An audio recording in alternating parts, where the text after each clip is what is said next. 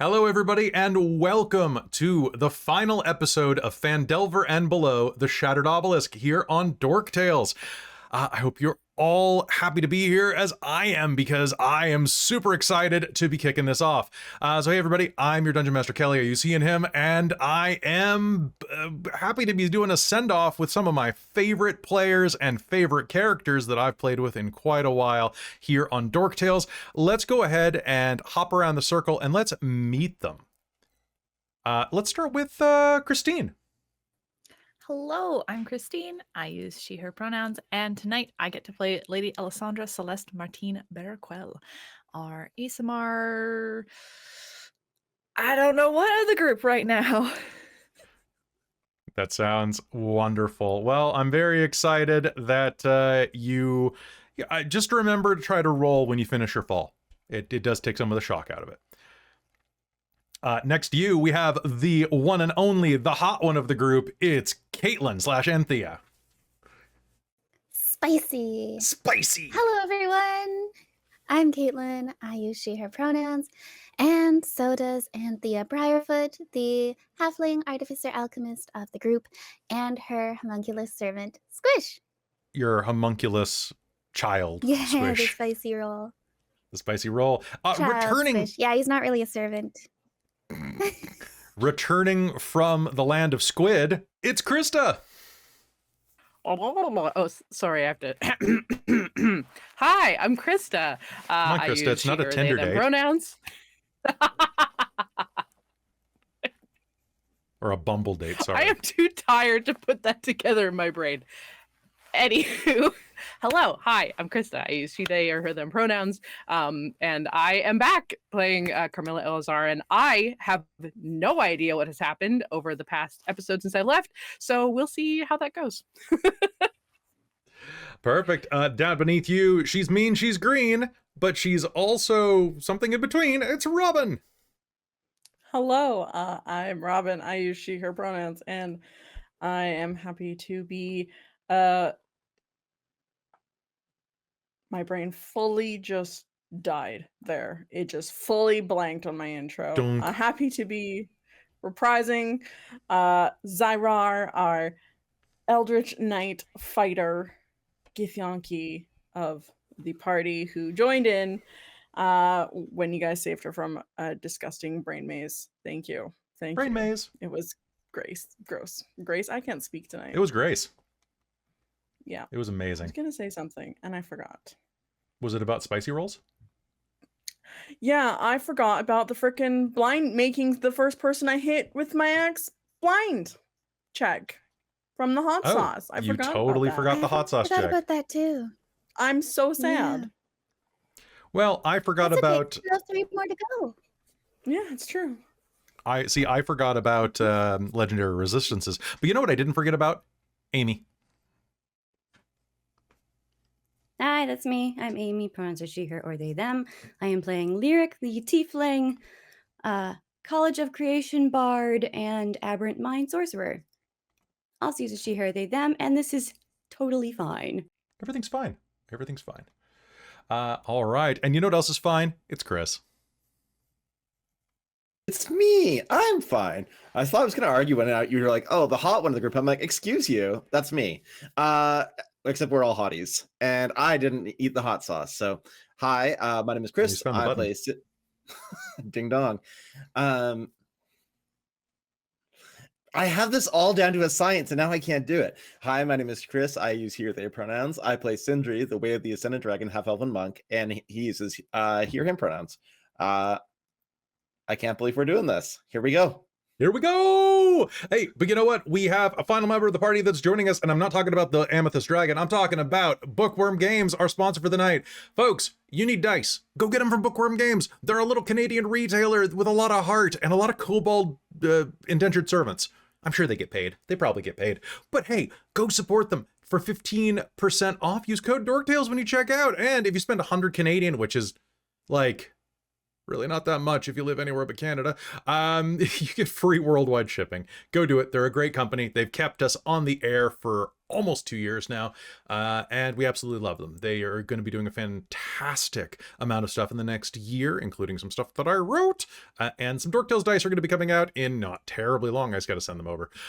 So go support them. They're absolutely wonderful. And hey, if you like pins and plushes, go check out their Backerkit for their Fae Friends Pintopia collection that allows you to get a Meowmoth. It's 1 part moth, 1 part meow, and very fuzzy. They're really excited about this, and it looks cute as hell. So go check it out. Link will be below if you're watching on YouTube, or will be in the chat if you're watching on Twitch. Besides that, folks, I forgot to mention this at the end of game while we were on camera, but welcome to level 12. You all have leveled up off camera. You have taken whatever feats and abilities that you plan on taking, and with that, we're going to head into the last game here. But before we do, I just want to thank everybody who has stuck with us. This is 44 episodes in, plus our how-to episodes. We still will be doing a how-to episode next Monday, but this is our final episode, 44 deep, and it has been a lot of fun. I've got a lot of things to say about the module, but I only have great things to say about you, the viewers, and the people who joined us on this adventure, and, of course, my party here. You guys are all amazing. You're wonderful humans, and I look forward to causing you no end of misery over the next 3 to 4 hours. With that, if you like what we do... God damn it. I don't have my chat immediately open. Our next sponsor is Funeral Services. You know what else is 44 deep? Go on. Our next sponsor, actually, there could be a sponsor. It's the local Vancouver toy company called, and then there's an air horn that goes by, and I get hit by a truck. Friendly mimic. It's Good Dragon. It's anyway. I guess 44 deep. If you like us deep, go join our Patreon, because we just hit 175 paid patrons, which means Christine has to run a game, and you get to see it first on Patreon. Plus Descent into Avernus, plus other stuff. And also you get to finish Strixhaven, which is still doing a real trickle release on YouTube. But hey, with that, I think it is time to head in and start saying goodbye to Phandelver and below, the Shattered Obelisk. We cut in again to the final platform. You're in a structure that is comprised of stone archways that mimic tentacles. They're carved into the shape of grasping, writhing tentacles. It's a vast space. Behind you, an empty dais once held a black obelisk. The energy that was cascading from it has scorched the ground around it, permanently etching shadows into the floor. To the south, you see an immense and misty pit, from which the shapes of Phandelver, its buildings, its people, can be seen, materializing, coalescing, and blinking out of existence. The magic spell is fading. But as you stand, you look and you can see that the buildings before were beginning to bleed the ichor of the far realm. The citizens of Phandelver, the citizens of Phandelver, were beset with the same types of mutations that you all have been. One by one, as the image begins to fade, you see the tentacles that had replaced the beams of houses, the rows of eyes that adorned the thatched roofs, the gaping mouths and fangs that ringed the wells, begin to fade away, to recede as the taint of the far realm slowly begins to heal. You are all very tired. The lot of you there. Sindri, coming out of your stupor, having been stunned by that horrible rift effect. Lyric, having just cast a mass healing word to regenerate your allies. Zai'rar clutching your axe as you come out of your stupor as well. Angry. And your blade, your Flayer Slayer, dripping with ichor. How many skulls of these fallen Illithids shall you take as prizes? Anthea, you managed to make it through, and Squish did too, for once. Your boy's intact. He cuddles up against you and squirms toward his vial, his little comfort room. Lowry, the amethyst dragon that accompanied you, sits down and looks around, once again his true size, and scratches idly at his ear with his back leg. And around the corner, Gosa, the mage, peers over, his eyes scanning. Is this safe? Am I safe now? But everyone's eyes are falling on either the image of Phandelver or on the other side of the obelisk, where it once stood, where now one of your allies lays. Her red hair cascading across Ellasandra's lap. The divine spark fading from Ellasandra.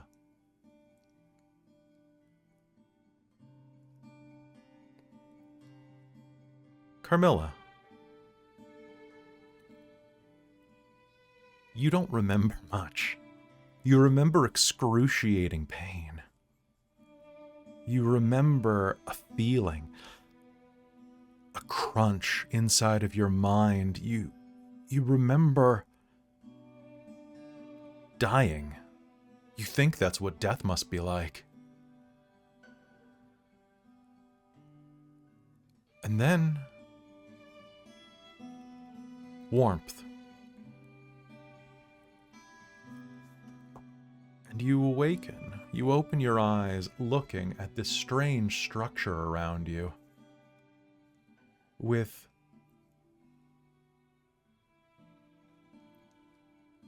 a couple of drops of water falling on your face. But as you open your eyes, you realize that they are not... It's not rain. A couple of lone tears fall from the woman cradling you. What do you all do?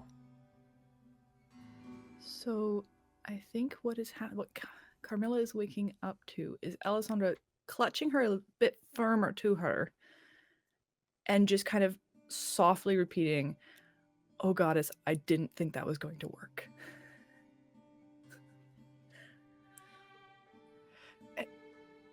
Alessandra?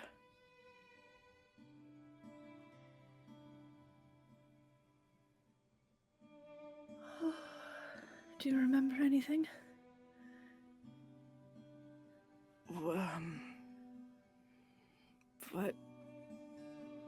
What happened?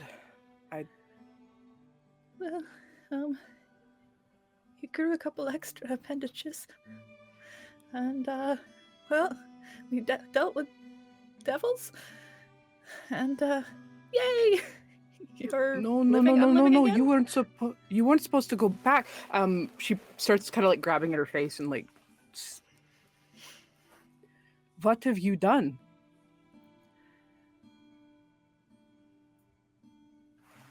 Well, saved you.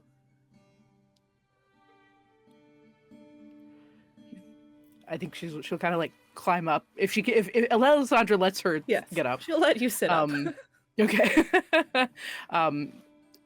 You weren't supposed to do that. You were supposed to save Phandelver, not me. Well, I think we did both. 2 for 1. She's getting a little hysterical with the laughter. It's a little, she's laughing / crying. It's kind of hard to tell which. Carmilla, looking around the room, you are seeing this broad area that is just a nightmare of carnage. There are 3 dead mind flayers and a splattered mind flayer head just caking the walls here, as well as, I don't know if she's ever seen a Githyanki before, but a very tall, thin, like supermodel build, like string bean beefcake with a battle axe standing over a couple of mind flayers, as well as a young amethyst dragon and a scrawny looking mage who in my mind looks just like Shaggy Rogers from Scooby-Doo.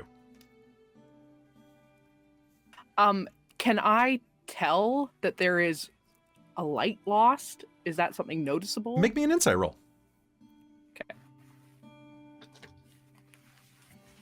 Anybody else who would like to make me an insight roll as well, in case if you don't think that your character would immediately recognize that, make me an insight roll as well. I'm gonna think Zai'rar probably recognizes that. Mm-hmm. I think that's totally valid. I upped my wisdom at level 12. So that's a +1. It's a 19. That's going to be a success. I'm looking at a 15 basically for this. Okay. Just enough to go. It's basically a vibe check. With a 25, Chris, you saw this happening like a minute before it happened and went, "Oh no, I'm stunned." You weren't stunned by the void. You were stunned by the fall. Is what happened, really. Well, I knew this was coming. Like, I specifically called this. I'm not saying that. I'm just, Sindri's just kind of going up and just like just poking at the dead mind flayers, like kind of absently, just trying to make sure they're really dead. Do they have anything on them? Anthea will bump up to you. Anybody who would like to raid the mind flayers, please make me an investigation check. Okay, I'm gonna give the other 2 their moment, so. As Zai'rar's just everyone kind of looking between that and then the party and be like, where did that obelisk? I was not aware that that was part of the deal to save your gich friend. Yep. That was the deal we made. Sindri got like a 5 because he's not really trying to like like actually look. He's just very like bemused, like, yep. He will look back over his shoulder at Carmilla. I'm very glad to see you back. There will be hell to pay for this later. Sindri just continues like poking around the corpses. Funny. Yes. I think Carmilla will go back, look back at Ellasandra and seeing that there has been this change and is literally her greatest fear. Just sort of like cups her face gently and it goes, "No, you need to turn back whatever happened. This is not how this was supposed to go." Well, a little late, but What do you? I can work to my redemption. I don't regret the choice.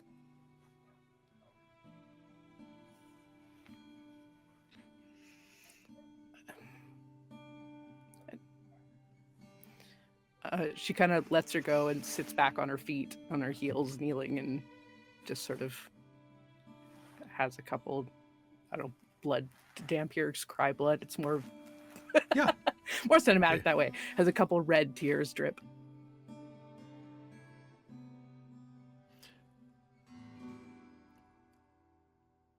all right. While you two are processing that, Lyric, what are you doing? Lyric is looking at the miniature Phandelver area and is going to use some of her new rituals that she got with her feet at level up to detect magic and try and just examine it. So this is some type of artificial mirage. Basically, it's a viewing sphere.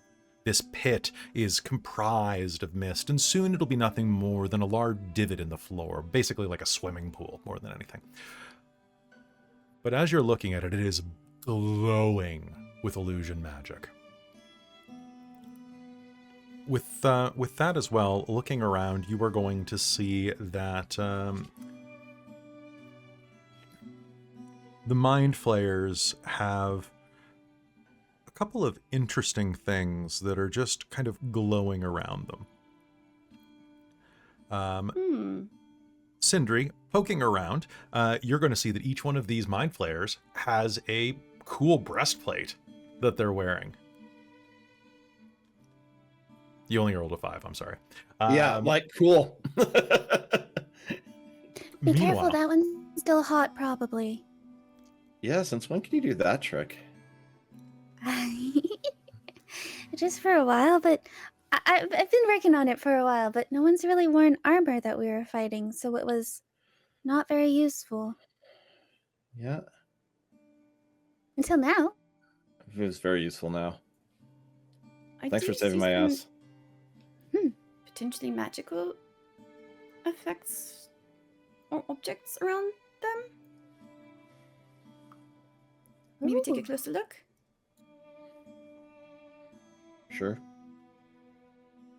So, looking at it, you'll see that one of them, the one that was riding atop that strange device, the big floating disc, has a potion that was in its holding container, we'll say. It is a potion of, just double checking here, a potion of cure wounds. Pardon me, a potion of supreme healing.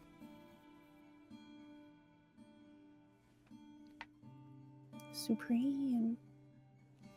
And as you are looking around, Anthea, you are going to find a mind crystal in one of their pockets. A quickened mind crystal. Using this mind crystal, you can change a casting to a bonus action. I didn't even have to take that off my sheet and put it back on my sheet. Oh, that's 'Cause great. I used one for heat metal. That was the best. Well, now it gets to be the best again if you ever get into another fight. I was late putting my stuff in, but I rolled a 14 on investigation for Zai'rar. So I have to ask, Zai'rar, are you going to be collecting some skulls?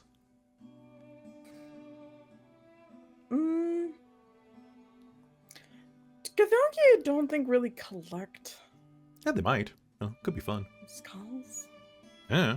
I gotta picture them like big green predators, but like...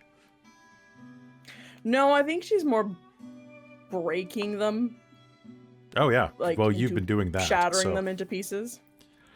So, as you're looking through, you are going to find a couple things. First off, you are going to find that some of the marks that are around where the obelisk was are singed with brimstone. Whatever that creature was, you're going to recognize that it was probably from one of the planes of hell. Which, for a Githyanki, like, it might not be your favorite thing, but that obelisk is safer in hell than it would be anywhere that the Mind Flayers can reach it. But on top of that, you are also going to find, looking around with a 14, you are going to find a potion of psionic fortitude.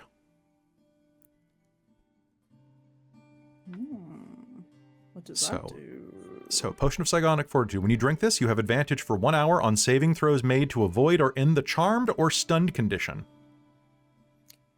Wow, that would have been very useful.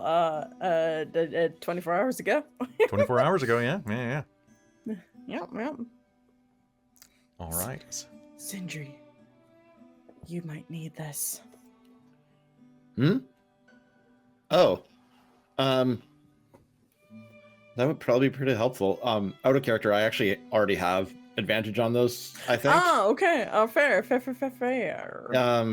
I just suck at rolling higher than a 4. That's I guess there's only so much advantage you can have before, it's just It's just too much, really.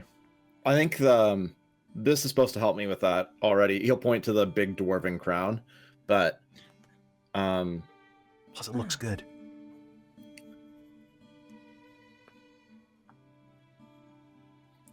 Sindri will just kind of like look at Zai'rar and just be like, kind of do the empty hands, like, I got nothing here. I will take it then. Yeah. Back on the dais. Carmilla, you are sitting back on your heels, weeping tears of blood. Ellasandra, you're watching her in some bit of distress and pain and confusion. What do you do?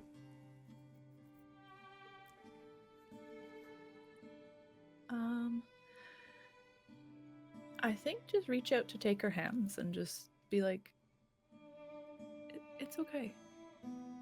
I can get past this point. Besides, you can help me.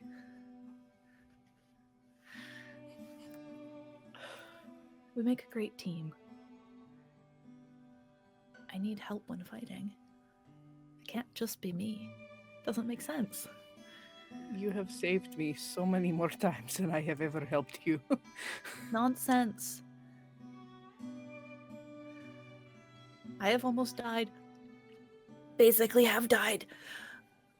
So many times. A very upset, almost an anger comes in. She tries to calm it down. Clearly you made it through. I'm very happy you did, and I'm very happy to see you. Same. I'm so glad this worked. What happened? I didn't think that was reversible. Well, apparently when there's something a devil wants a very, very lot, you can make a bargain. Oh, there weren't a very what? many mages of level enough to, of skill enough to have wish about. So we took the next best thing. And besides, I'm sure the obelisk is safer in the hells than in the hands of the mind flayers. The what? The what? That can just be our next venture if we survive this one, right? I thought you said you saved Phandelver. What is left in this adventure? I guess we are still trapped wherever this is. I imagine we still have to deal with the godling, but we stopped the ritual.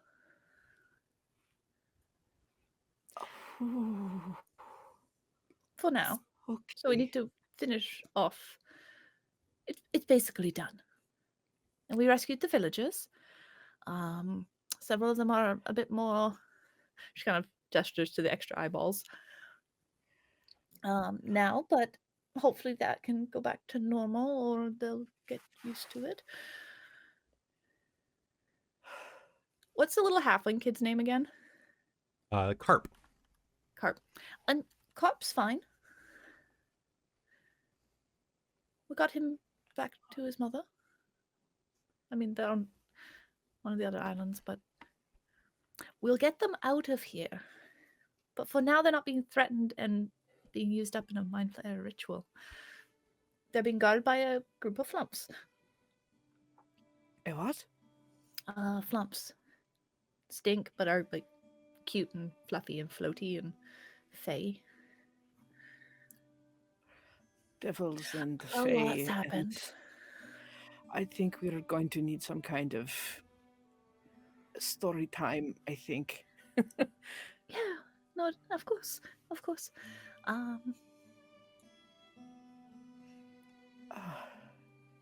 She's just gonna reach out and haul you forward into a hug.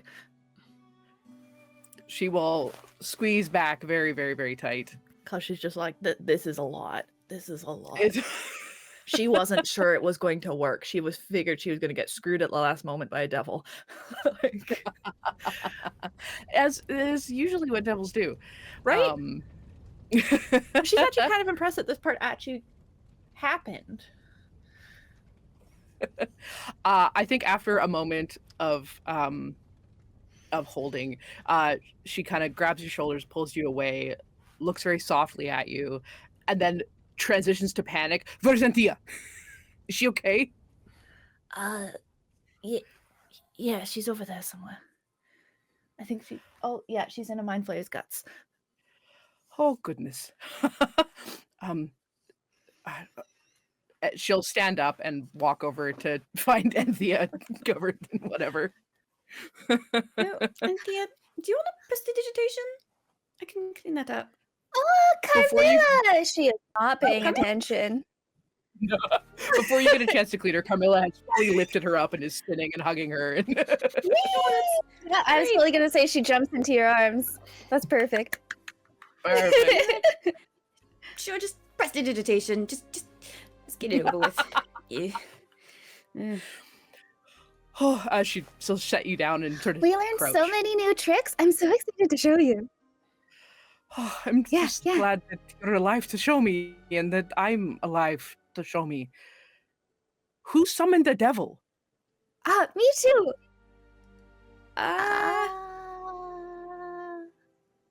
And I thought of summon themselves in this case. But you know, it all worked out Yes.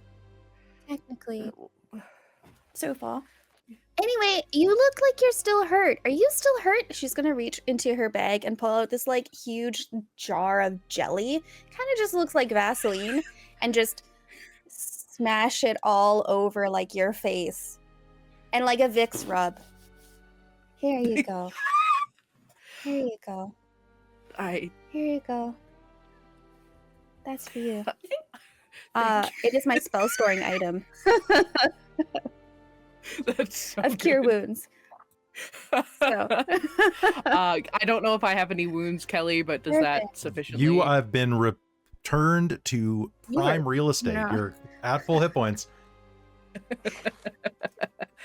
Oh, perfect. I think at this point she kind of realizes that her teeth have grown back that she has always so diligently filed down, and kind of looks and goes, Anthea, did they look okay? They look great. You still have to fix that though, if you want to. If you want to. I love you the way you are. I mean, I like you the way you are. You know what I mean. Anyway, I love you too. oh.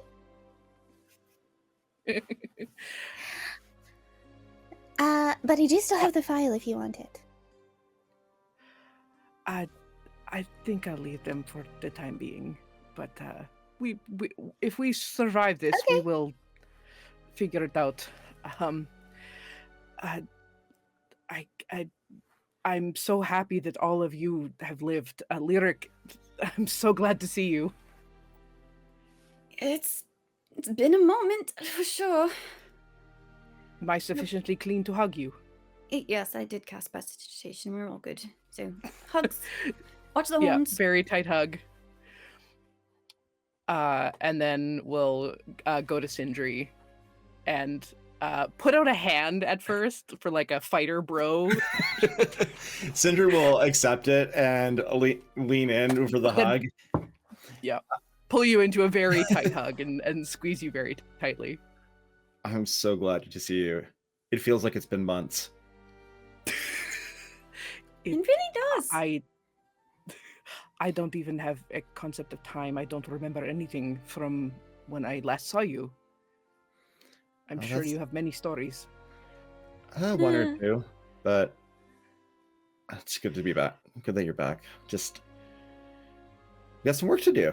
We always do. All right, then we shall do the work.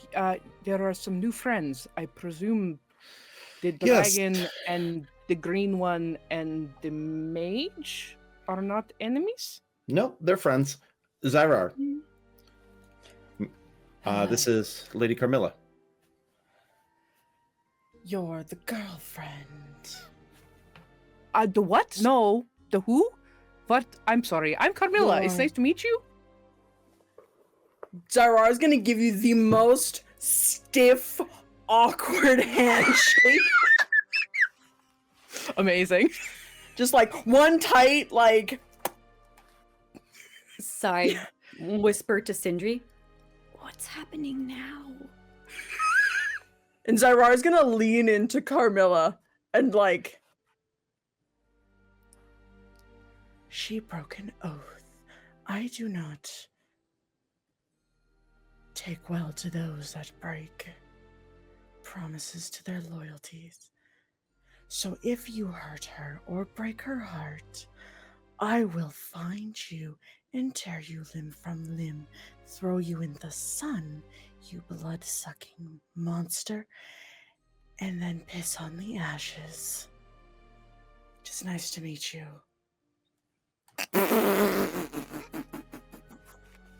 You know, Well, doesn't well, actually Lyric. take damage from the sun. Well, Lyric, I think they're going to be really good friends. How loudly did you say any of that? Oh, very loud. Oh, very loud. Oh, very, very, very loud. It was 100% Zai'rar did stage whisper on purpose. Okay. Ah! Shovel talk. Okay, great. Elisandra's looking a little flustered, but also a little like winces a little bit at the monster comment. She's like, "Oh shit, that's gonna set everything back." Yeah. Yes, absolutely. Carmilla, very much like who had just kind of been getting a little bit of joy back, sort of sinks quietly and thinks about the file in Anthea's pocket briefly. Says, yes, no, there's nothing you have to worry about. I Do you not know a joke? Pardon? Should I have smiled more? I think that would have been scarier.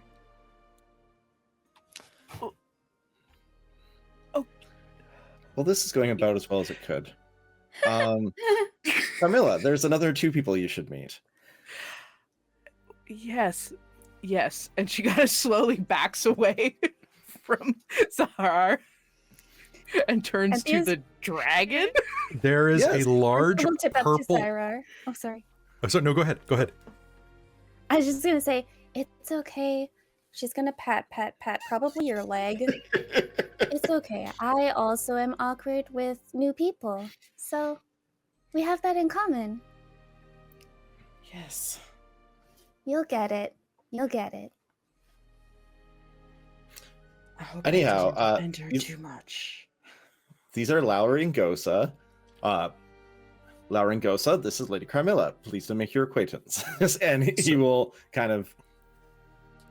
Gosa will lean forward, the mage. Hello, nice to meet you.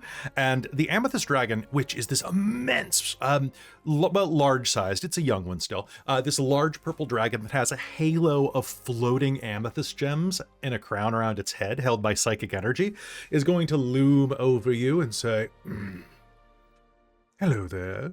So you're the mate?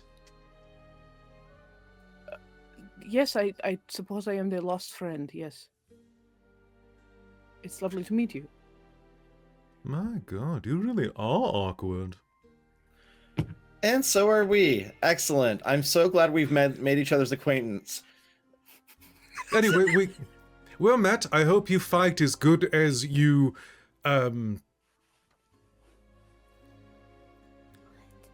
He'll just She smile. fights very well. Fights very well. Good, good. Well, wonderful to meet you. I am the great and powerful Lawarnazel. But you can call me Lowry. It's easier for mere mortals to say. Carmilla will remember all of her like royalty like her lordship, ladyship training, and will hold a proper full bow, and sort of stand to attention and say, "It is a pleasure to meet someone as great and powerful as yourself." Excellent. True And this honor. is my attendant and hetero life mate, Gosa. Hello, Gosa. Pleasure to meet you as well. Hello, nice to meet you as well. Wonderful to be here. We didn't die! We didn't die! Sorry. Composure. Yes, I am particularly surprised at that as well, for myself. I am not surprised these ones have survived. Happy that they have, but unsurprised. I knew they would succeed. Throws a look back at Ellasandra, who's guessing a little bit of a distance away at this point, and smiles. Well, once you're done here, we should probably go and head back to meet with the other survivors. But take your time, please. We're going to scour some of the rooms and destroy some relics. So if you hear any explosion noises without any screams attached, it's just us. Come, Gosa. I have spent enough time with Anthea that I live by that rule quite regularly, yes. Whoever taught her to do fireball should really be ashamed of themselves, Lowry will say, casting a glance at Gosa as he rounds the corner. Carmilla turns and beams down at at Anthea. The full fireball! The full fireball! I did it last time when we fought those guys. And then I set his breastplate on fire. It was a good time. I'm sad I was not there to see it. Or That's okay. There's next time. there is next time, yes.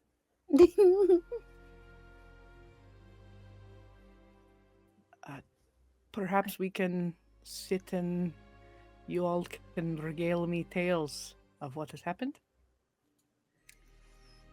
Honestly, I could really do with a sit down and, a snack and some coffee. I think this room seems like it could be fortified for that.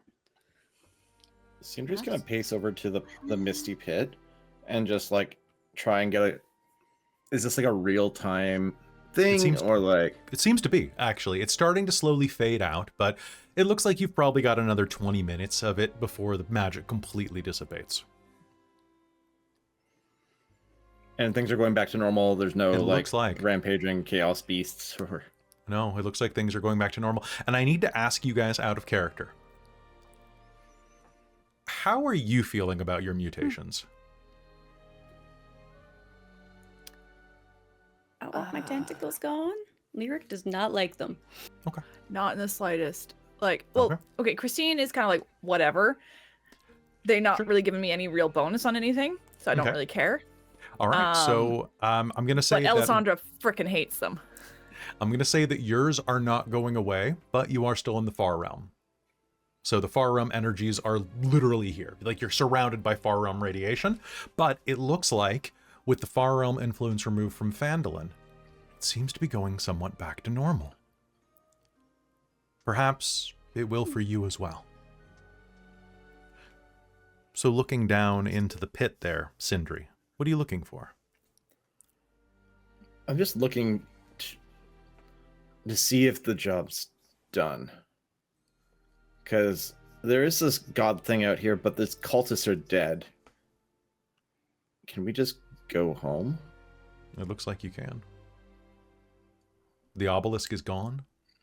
The cultists are dead. You've rescued the hostages. Now is just the incredibly long trek back through Elithanok, up through the tunnels, and back to Phandelver. Zai'rar is gonna walk over to Sindri at the pool and go,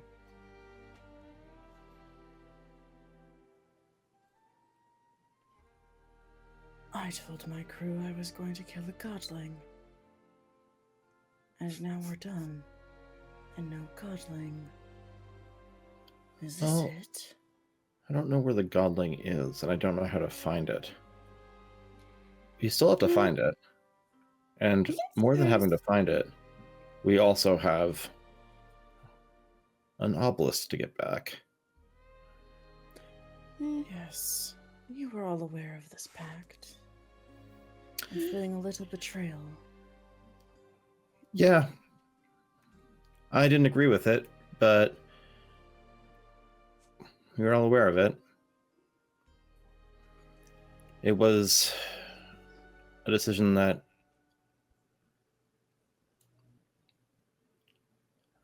I don't know how I feel about it. When I will happily accompany you to retrieve any obelisk. Then let's go get it. First step is getting back, though. And if you want to, there's a bear here in the dungeon on the way up. You want to fight a dragon?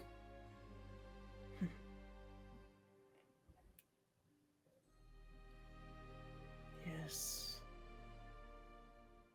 So, Lyric is also next to that pool and kind of just like awkwardly listening to this conversation, going like, yeah, okay, this is great. But is also just kind of going, so there's no chance this is like a magic circle that'll teleport us somewhere? Because that'd be really convenient.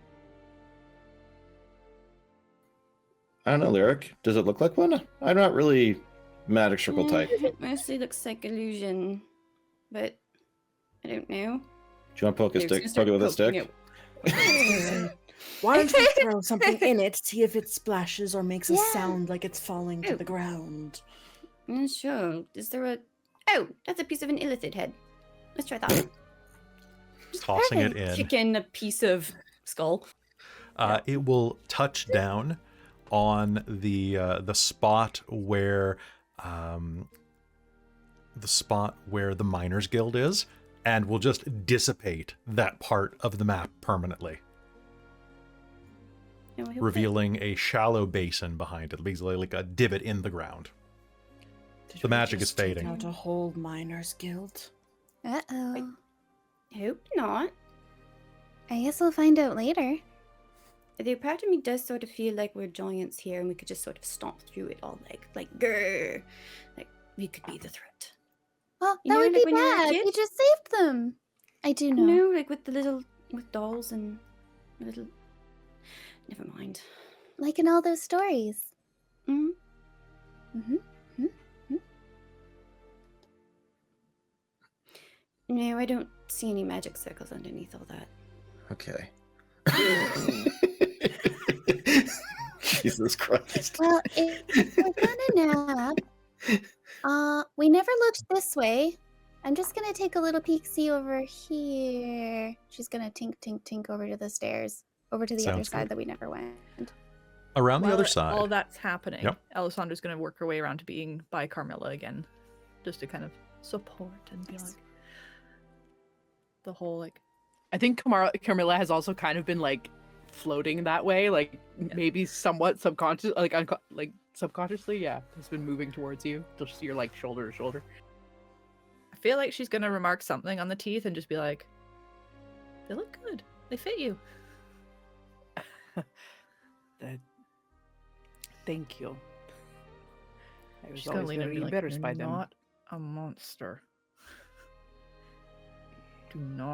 Don't, Carmilla." She's gonna reach for that one gap in your armor and like tickle you until you stop. Because she remembers the conversations and no, not happening. Probably riding high on surviving this right now too. Yeah. The trauma hasn't really set in yet. Yeah, Carmilla will sort of deke away in with a little bit of a giggle that she suppresses, looks at everyone, looks slightly mortified before looking back at you, giving you a bit of a grin and a bit of a bump in the arm. Hey, Alessandra, can you come here for a sec? Sure. Ella will head over to Sindri. I got pretty beat up in that last fight there. Can you do the thing? One momento. You may have forgotten. She is also an ASMR. Mm-hmm. She'll use healing hands on you. Thank you. Now, are you going to be okay getting out of here?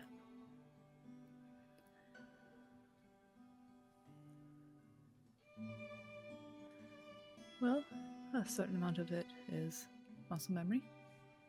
Yeah.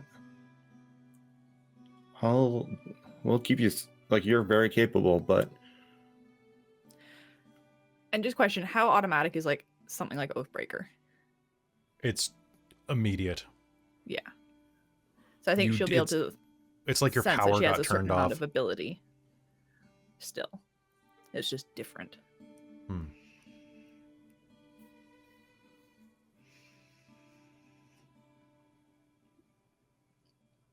So... I know what the reverse is, and I know that there are ways to work your way back. Do you really work your way back if you don't regret what you did? Maybe not, but that's, I guess, for the future. Worst case, I guess, I could take training from Carmilla. I've got some basic ability. You got lots of ability, but... She's a fighter.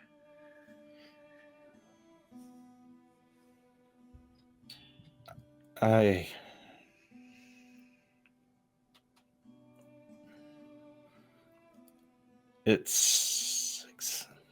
was worried this was going to happen. And the choice is yours. But... It was a risk I was willing to take. I wasn't 100% sure it was going to work. But at least it did. I suppose tracking with the devil and having it not work would have been worse. Yeah. But I would argue even that the oath, I guess, was don't truck with fiends, but it was also hold loyalty to your comrades. And I would argue that I did that.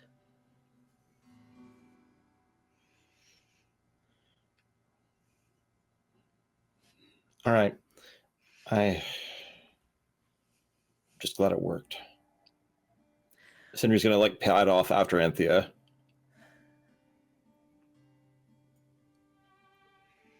Yeah, Lyric's already headed off that way, being like, oh, she's gotten quite the head start. I'm just gonna go take an eye on that to see.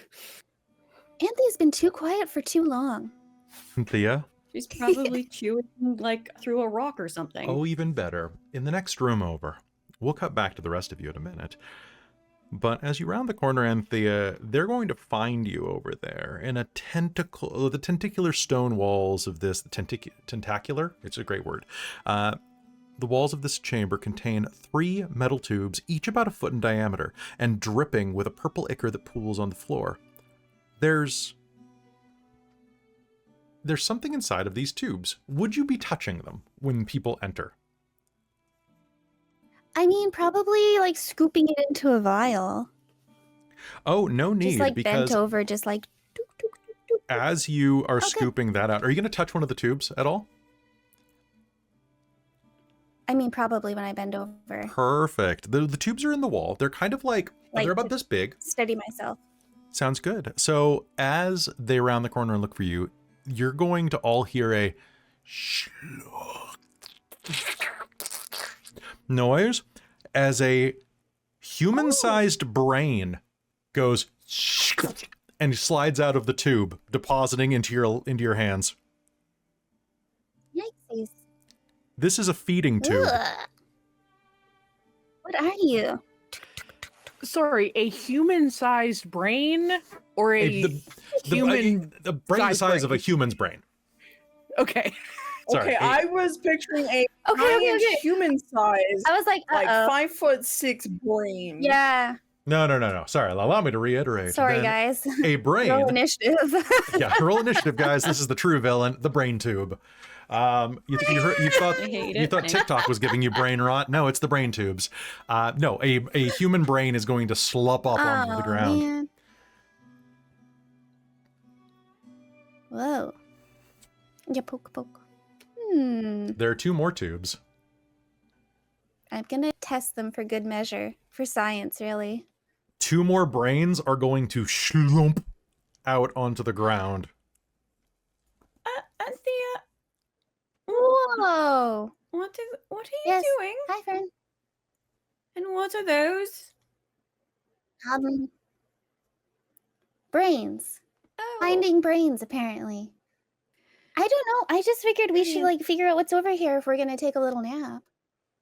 Yeah, thank you. I thought so too, actually. and the answer is brains. Yes. I'm gonna go back to the What is that smell? brains. What was that sound? Brains. Brains. Brains. Brains. I Would be used to it Brains by all the way now. down. hate it here I so much. Yes. Can we go? Yes, please. Around the corner, Oh. you've left everyone alone. Well, everyone has left you alone. Carmilla and Ella. Is there anything you're doing? Joining your friends? Having... Where's the dragon? The dragon has wandered off around the corner to break stuff. Dinner, Robin!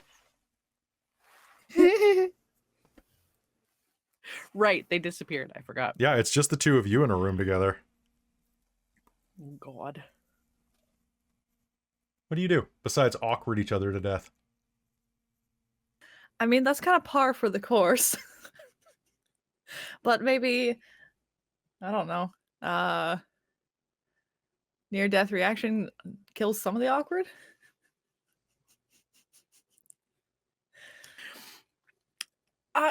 I think she starts asking, like, just asking questions and trying to get the whole story and asking,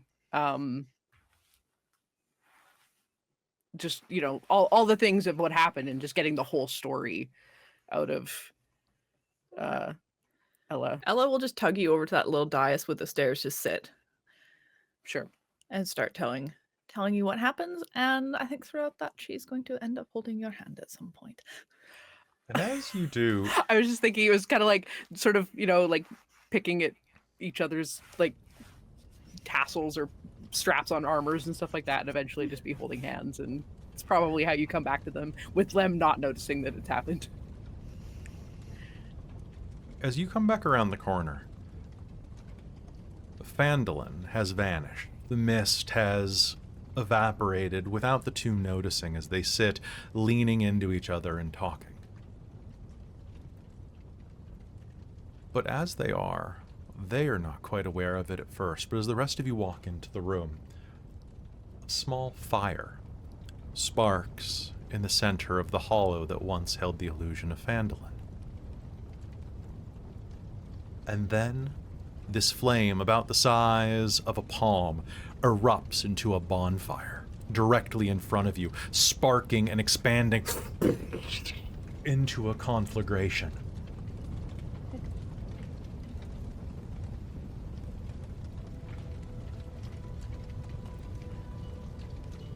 This fire is very real in front of you, Ella, Carmilla, and the rest of you. And from the center of it, you can see a pair of eyes watching you. Leaning in, the eyes form a beautiful feminine face.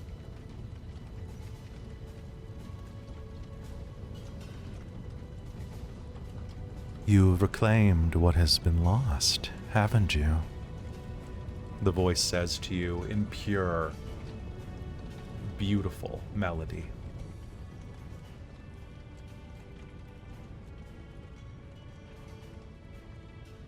My, aren't you two lovely?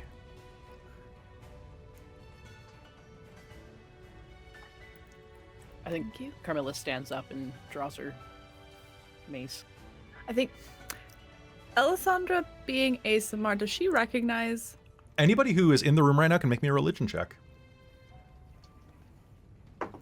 As the face becomes a large, 10-foot-tall, translucent woman made of fire that flows down from her hair like a mane of flame. That's a 25 for me. Oh my god. Everybody but Sindri gets it. Thwomp thwomp. And everybody, so yes, Carmilla will definitely draw a mace. However, everybody else, including everybody but Sindri and Carmilla, are going to recognize the goddess Suni. Lady Flame Hair, Lady Fire Hair, the Lady of Love, the goddess of love, the fickle and beautiful, the princess of passion. Alisandra's gonna grab Carmilla's arm real quick. What? I'm sorry. This is I is couldn't this a not devil say that you live hello. with? Carmilla, let's not threaten the goddess. The what, sorry? She slowly puts down her mace. Imagine my surprise. A paladin of the Oath of Watchers sacrificing her divine oath for love. Two red-haired beauties. I couldn't have asked for a better sacrifice. I'm touched. I know it wasn't for me, it was for her, but I have to admit, some part of it does feel like it was meant for me. I mean, the signs are all there. Your love. As awkward and nascent as it is, it calls out to me.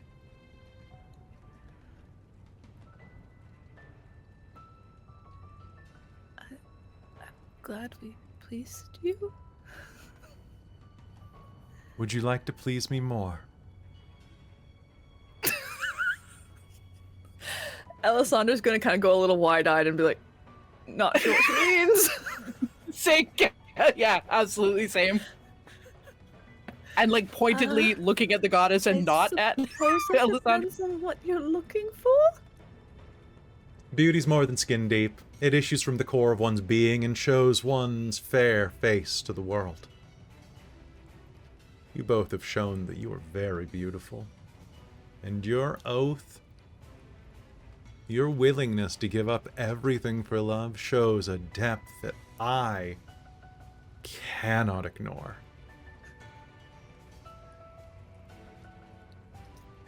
Your old oath will never take you back if you don't regret it. But I would like to offer you something else.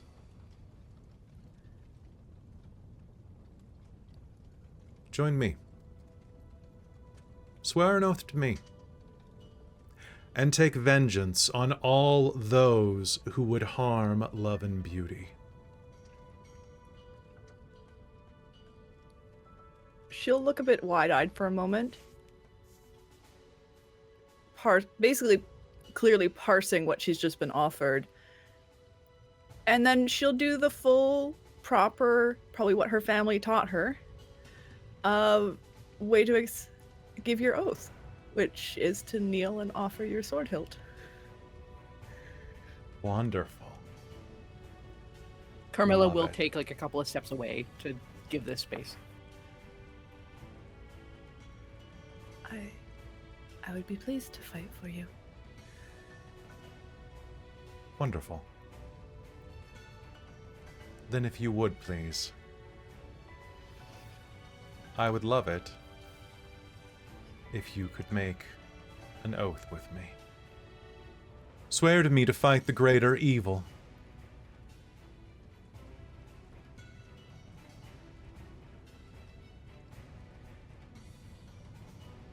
Sorry. Okay, sorry. You weren't doing that's the text, so I was like, Oh, fair. did you need me to just do that part? Yeah, so, alright, we'll go back here. Okay. So you offer your sword, and she smiles down at you and says, "Swear this oath to me, child. Swear I will fight the greater evil. I will fight the greater evil. I will offer no mercy to the wicked. I will offer no mercy for the wicked. I will fight by any means necessary. I will fight by any means necessary. And I will make restitution to the harmed.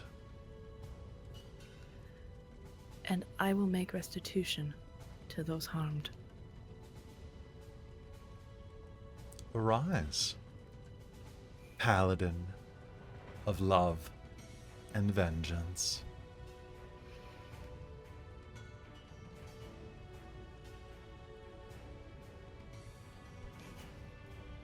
And you,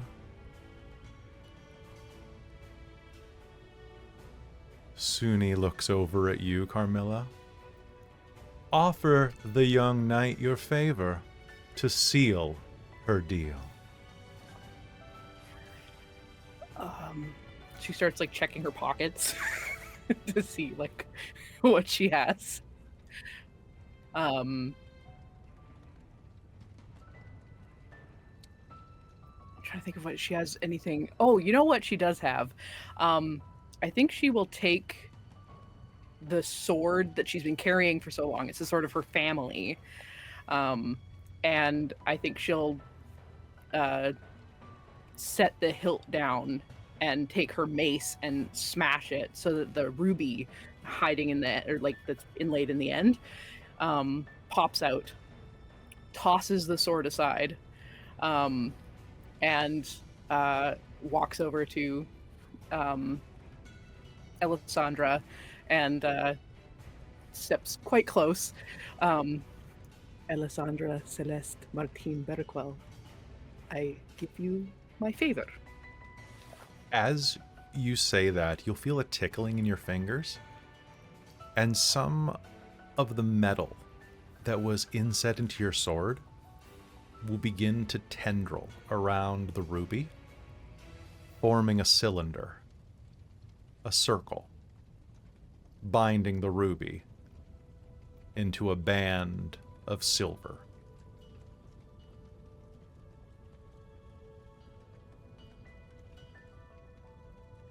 She will, if she could go red, she goes as red as she can possibly go.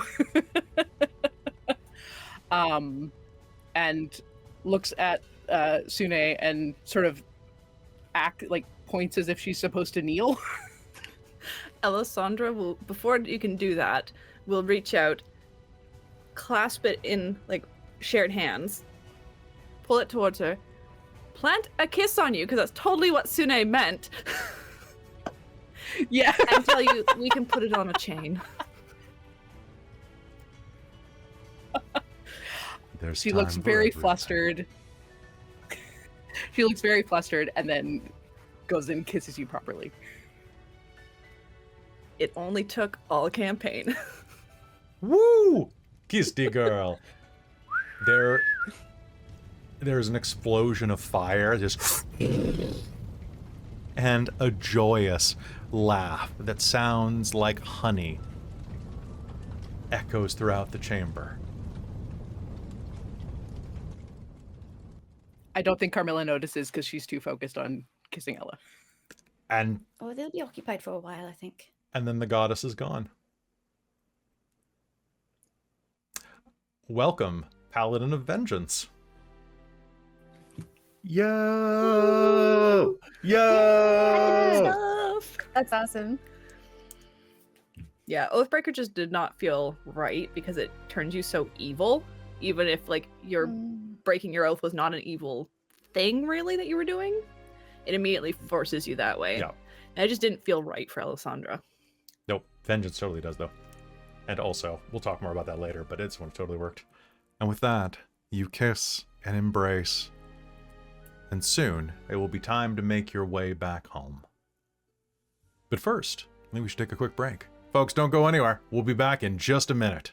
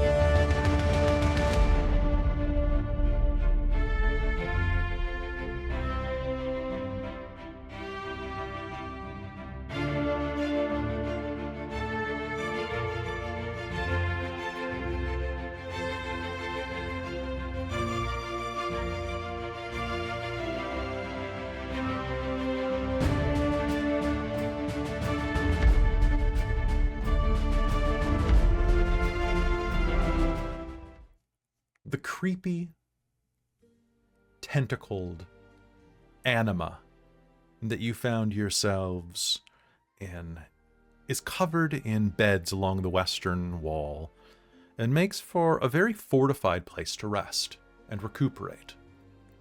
If you'd like to take a long rest here, you absolutely can. The Far Realm appears to be stable enough to do so.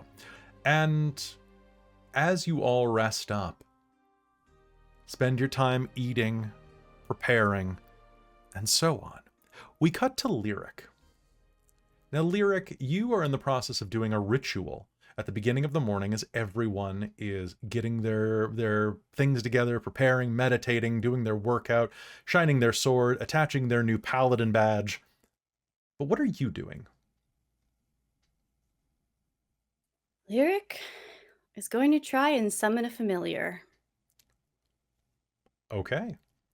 So, drawing a summoning circle in the ground, you prepare the incantation. Magic swells. And then there is a of smoke. And what is in the center of the circle? A small owl.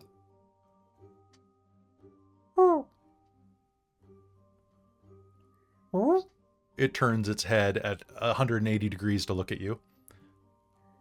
And it looks a little weird, though. It looks vaguely infernal. Or wait, does it sound like that, or does it sound like... It sounds like... How do I even describe it? It sounds like it's barking. Give me Almost. an example. Oh, 1 sec, I need to pull this up. Oh god, did you actually find a This is where we barking need owl? soundboards. Put the cookie down. Oh no, We that's the Arnold desperately don't soundboard. need a soundboard. Please, no soundboard. Just for familiars. And Just for like, familiars. Clinking Okay, noises. perfect. It will never be Okay. abused by anyone. It sounds like... Woohoo!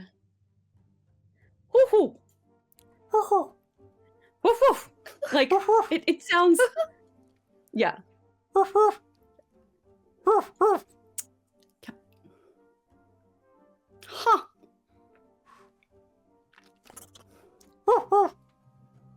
There is a barking owl in the middle of this room. What the fuck is that? It's so cute. Where did it feel come like- from? Its eyes, I think, probably look like they're, like, made of fire. It looks mostly like a normal owl. It just looks like it's gonna burn your soul when it looks at you. And it barks. Wow. Many of I you love have made pacts him. with devils that I'm not aware of. Have you looked at me? Oh. You're a Like, tiefling. I'm a tiefling. That is standard. Although, this is a little bit unexpected. Aren't I your lawyer? I think I'm still your No, lawyer. I think so. Hmm.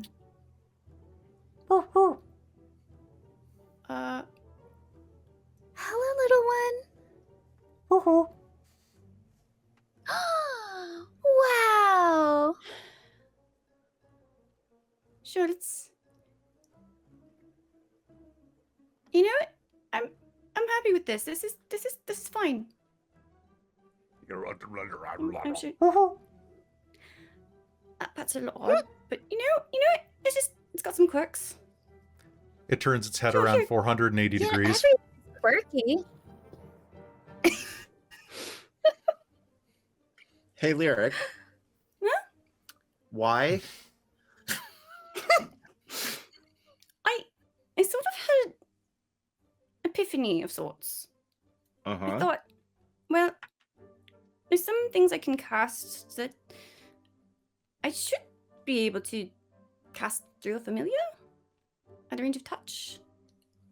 A little more Sure. convenient.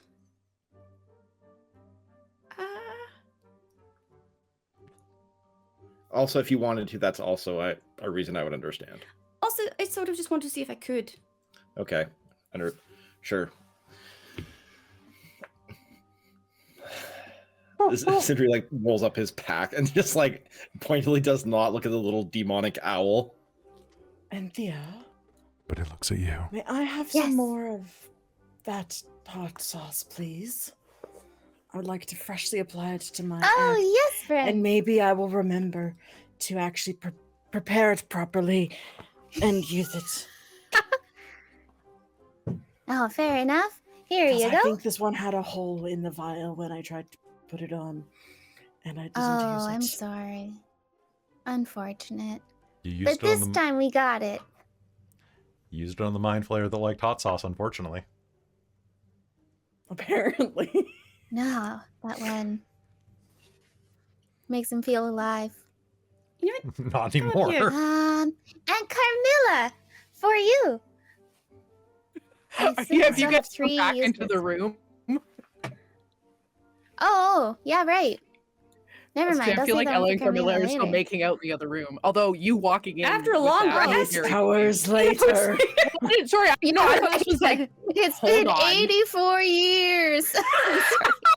I thought this was I mean, like the you beginning guys and what was did happening the over the long audience rest. for No, this is 43 the episodes. end, baby. Oh no, I didn't get that part.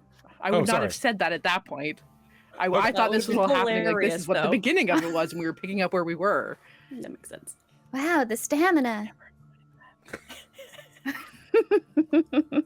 It's like the Okay, these floodgates. teeth are hurting would the inside definitely of not- my lip. I cannot imagine making out with someone for 8 hours. I can. I mean, what if they like that though? Ella's got a I bite mean, unfortunately, but But Lay on hands is, you know, Not very that. healing property wherever she's laying her hands. Just constantly casting healing hand. Lay on fans. Where? Lay on Lay on fang, exactly. Yeah. Yeah. Never mind then. Which was if we're all in the Mexican same night area for 'cause it's the dinner. end. All right. Well, after Sorry. after Carmilla and Lady Ellasandra stop living moss, what do you do? I was gonna say if Anthea is turning to her and saying something, go ahead, Caitlan. Oh yeah, we have this. It's to apply to your blade. And it's very spicy, so don't lick it. Unless you want to try it. I tried it. It was pretty spicy. Prove your worth. Oh yeah, you could lick it. Don't do it. I thought I had I will- frostbite her eyes. I will tell you right now, Yeah, there's chew. garlic in it. So you might not want to. Oh, she'll sniff it, and if there's garlic in it, she'll say, "Oh no, I'm sorry, I'm allergic to garlic." But this will be Ah, handy. I didn't realize the garlic was in it. Yes. Perhaps it is something that And, is like a garlic. root. Lady Alessandra. For you.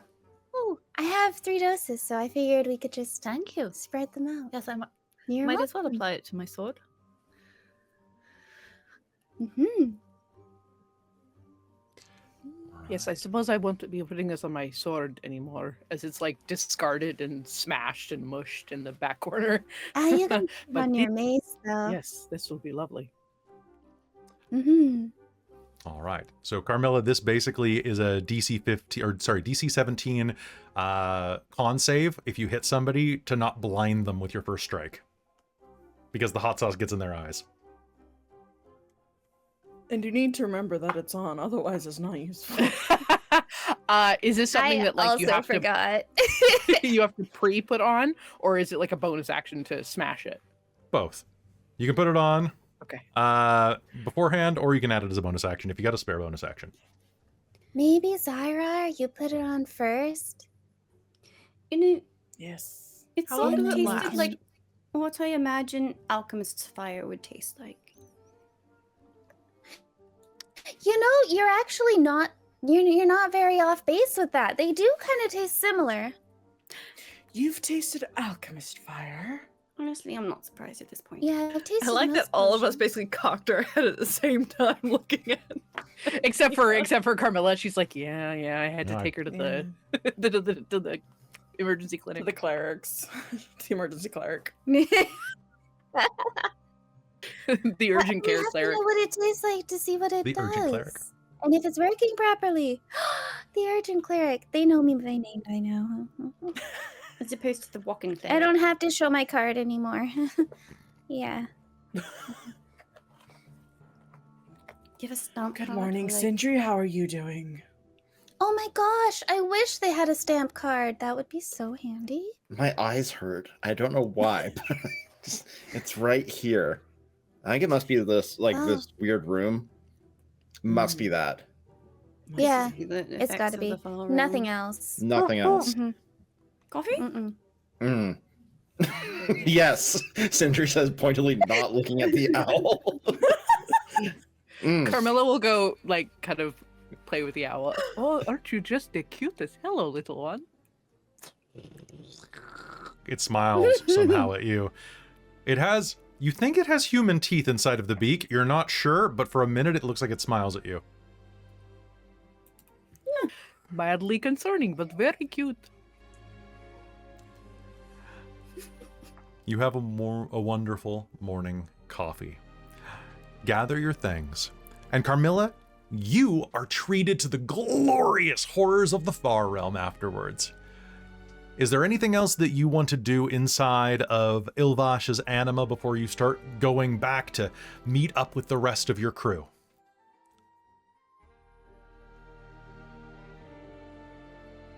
Besides naming the owl? I think I'll call it Halva.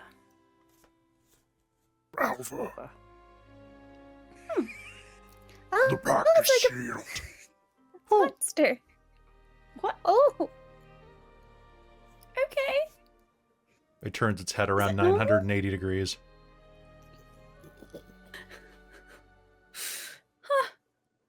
Is that normal for familiars? I haven't read anything about that. The owl nods. I don't know animals Is it- very well. How does Squish feel about animals. no longer being the only tiny cute thing? Arguable cute thing. Arguably. Yeah, I don't know. How does Squish feel? Squish. Oh, wait. Oh, I love you the most. Is Squish still Canadian? Squish is still Canadian. Oh, Squishy. Oh, I don't think we rolled for it. Oh, we didn't roll. We didn't roll because he Squish died. was Orion. Orion last game. Oh, that's true. He was Orion last game. Hi. Hi. So Hi, buddy. Squish is going to go out of his vial, wave at the owl, and go, "Hi." Hello. I just love that my hi buddy was just so automatic. I was just looking Right? up something else. I was like looking at my spell or something, and just hi buddy. Wait a second. Ha ha! You've been programmed. I have. So you're going to hear "Hi," followed by "Oh, hi, oh, hi, oh, hi." Oh my god. Let's Oh, go. no. I think they're friends. Oh, they're communicating. Sindri is with Zai'rar at the door, just like Yeah, I'm just like, let me out. Wish's first friend. I thought we were friends. Right? Rude. We're more like family. Okay. All right. Gathering up your things, you head out in to the Far Realm. Now, the Far Realm is not, it's not a place that Carmilla could ever have expected. Looking around, you are going to see a kaleidoscope of glowing colors and shapes. It looks like everything around you is an eternity of an acid trip. The walls of reality are melting all around you as you look around. You feel your brain stretch slightly inside of your skull as you look around.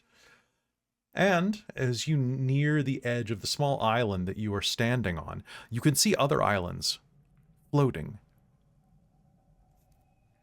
in the endless void. But soon enough, luckily, somehow, as if fate dictates it, or, me, an island floats your direction. One that is far more accommodating than the others, for this one has a dome on it. This is where the rest of you realize that you'd left the townsfolk at the Crystal Dome. This nodule that's floating in the mist. Now, the ground here is not made of dirt, but instead scabrous flesh, like all of the rest of the nodules floating in the mist. One about 200 feet wide floats through, and a dome of blackened crystal, 60 feet across, bulges from its top like a bizarre growth. But let's be fair, the writing says that, but what in this realm isn't a bizarre growth? You guys, maybe. Not including the owl. From where Speaking of bizarre growth, Mm-hmm. as we get near the island comes by, Zai'rar will. Carmilla, you're gonna see Zai'rar grow like 10 feet, 12 feet tall, as she becomes large. Carmilla will look back at Anthea, assuming that she did this, because she's done that to Carmilla before. Was that Anthea? Was that you? She just does that on her own. It is this fancy cape, and she'll like swish. Wow, Ooh. jeez. Cape. Very impressive. Thank you.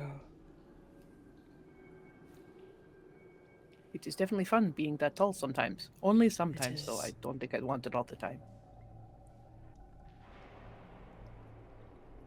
And with that, one by one, Carmilla, you watch them leap into the void. But without the expected result, instead of falling, each one of your companions floats across the void, harmlessly hovering down onto the next landmass, where you see a contingent of Phandelians head out. Not Phandelians, Phandelinians? Villagers. Phandelians is from my homebrew. What am I doing? So some Phandelverans. Phandeliers? Yes. Some peeps. Some of your homies step out of the... Well, you know that Carmilla rolls deep. She's a blood. Or at least she used to be. You're going to see Tobin, the innkeeper, as well as Caitlan, the halfling mother of Carp, who now has been reunited with her son. Ettermath is there as well, the old drow that runs the orchard, as well as the big baker guy whose name I forgot to write down. It's a hyphenated name. Elsa, the bartender, is there, who I accidentally last episode mistook for her sister, the archaeologist, but no, the bartender is there, as well as Harbin Wesker and Narth, and of course, who could forget Red Brand Dave, the reformed Red Brand. What is everyone doing down here? Oh yeah, we all got captured. And we're gonna turn our brains into some type of elder brain. I don't really think it makes any sense though, because they brought kids. And I'm only 32. I don't think I'm an elder. Solid argument, Dave. Thanks. Sorry, am I supposed to just jump? Come on across, the water's fine. Yeah. Yes. It's not really water.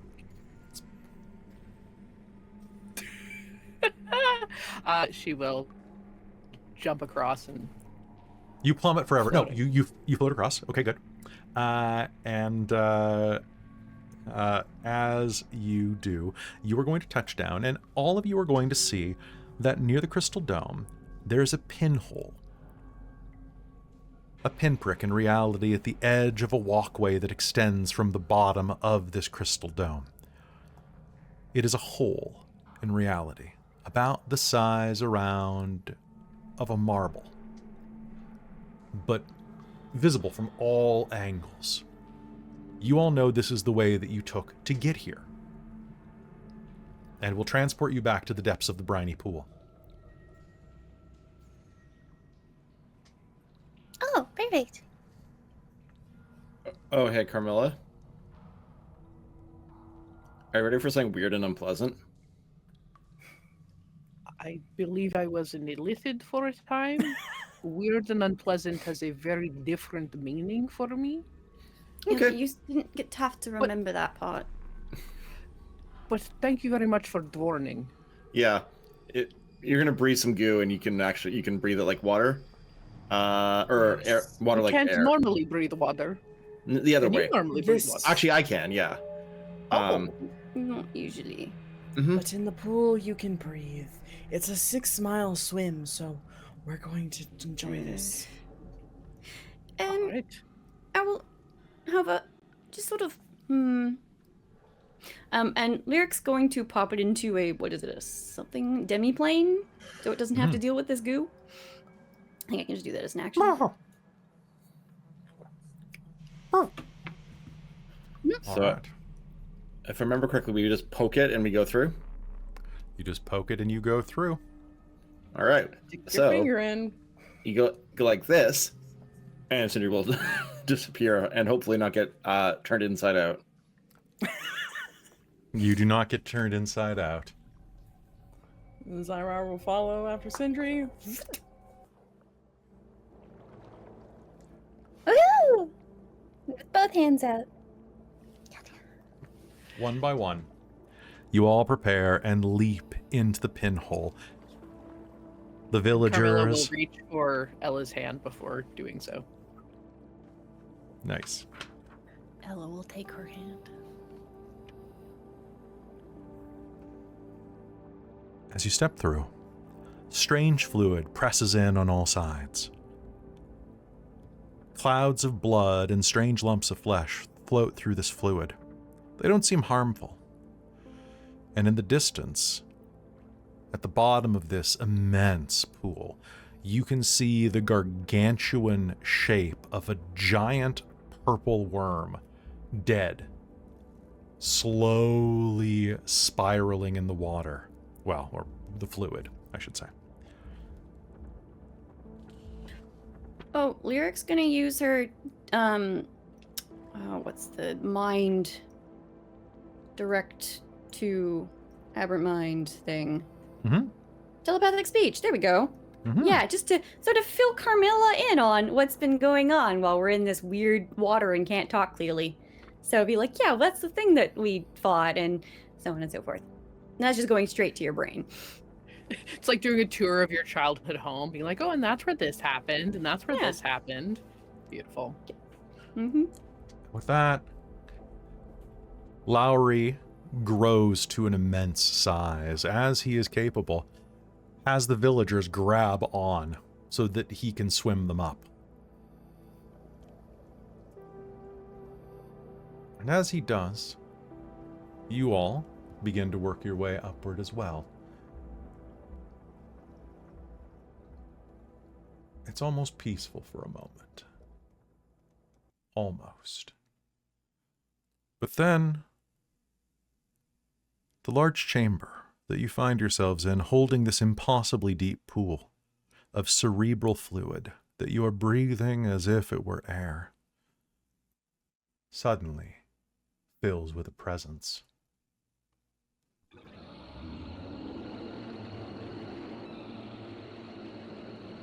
A psychic scream rips out across the expanse.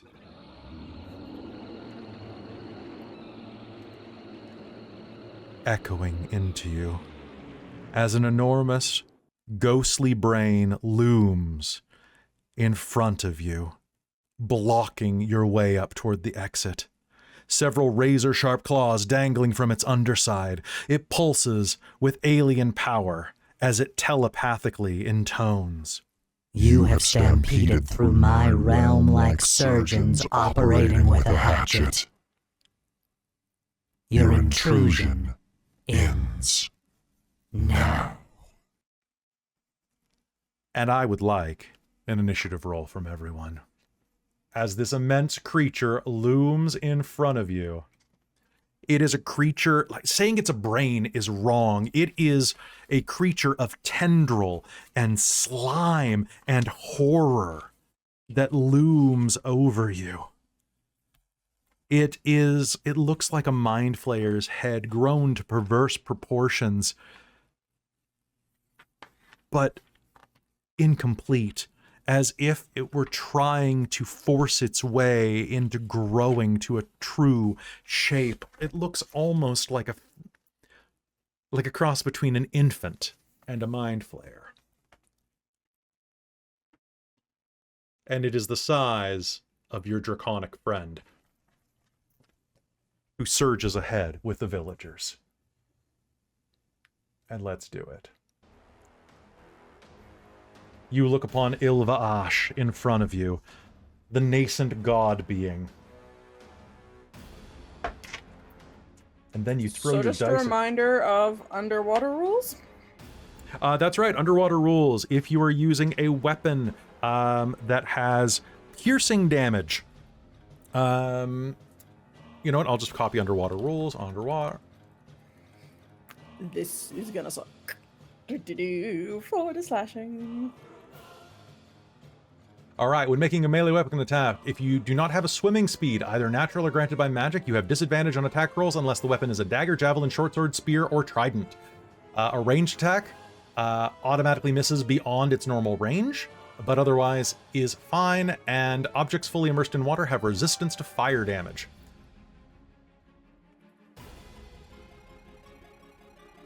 And with that, that is going to be a 13 on initiative for me, plus my dex bonus, which is as expected. All right, looking at initiatives, let's take a look here. I have, a bunch of ties. You do still have your axe handle, Carmilla. I see that I have Lyric and Ella with 20s. Then I have Sindri with an 18. I then have Carmilla with a 17. Then I have Anthea and Ilvaash tied together, which is going to be fun. Then I have, at the bottom, Zai'rar with the Flare Slayer. And I will say this is a god of aberrations, so have fun with that. It is a Mind Flayer god. One would assume the Flare Slayer might apply. And with that, we are going to begin. We're going to begin combat. This creature roars to life in front of you. It is terrifying. And let us begin our fight. Lyric or Ella, who wants to go first?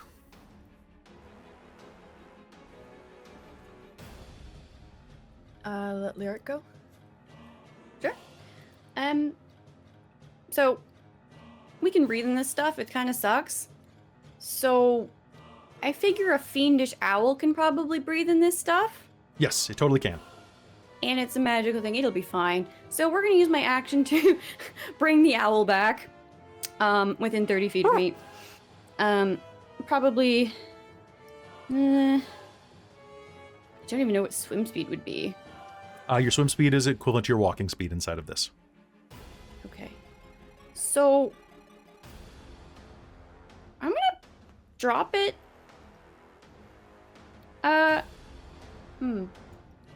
When it pops into existence within 30 feet, it will be popping in much closer to that thing. It's going to pop into existence, look at the creature, look back at you, look at the creature, and kind of like narrow its eyes at you like, really? Really? This is my first day on the job. It can't say that, but you're going to get that emotional response of, it's my first day. Oh, and it gets initiative. It has its own initiative. Why do you do this to me? All right, what'd it get? I'm sorry. Well, I rolled a 7 and it gets a +1, so it's got an 8. Oh, okay, that's great. That means that it's actually on the lowest. Okay, so that's All my right. action. Bonus action is...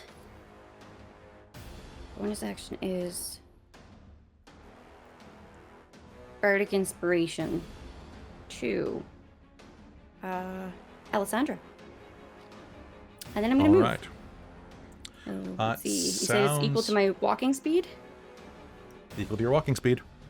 which I totally forgot last time that I the Braces of Celerity, which give me a +10 to all of my movement speed in the first place. So my normal speed is 40. So cool. 5, 10, 15, Those like sort of objects on the map, those are actually there? They are big floating those- chunks of meat. Cool. So those would count as, objects. Yes. Okay. So, okay, 5, 10, 15, 20. Are you going to animate a piece of meat next round? 5, yes, 40. Yeah, I'm gonna just kind of, be over there, close to the meat. Okay, movement, bardic, action. That's my turn. All right, sounds good. I'm going to use a legendary action, and seeing a giant Githyanki, I know what I'm here for. I'm going to use Mindbreaker on you. Robin, until the end of your next turn, you are overcome by confusion as this thing lets out a scream of psychic energy.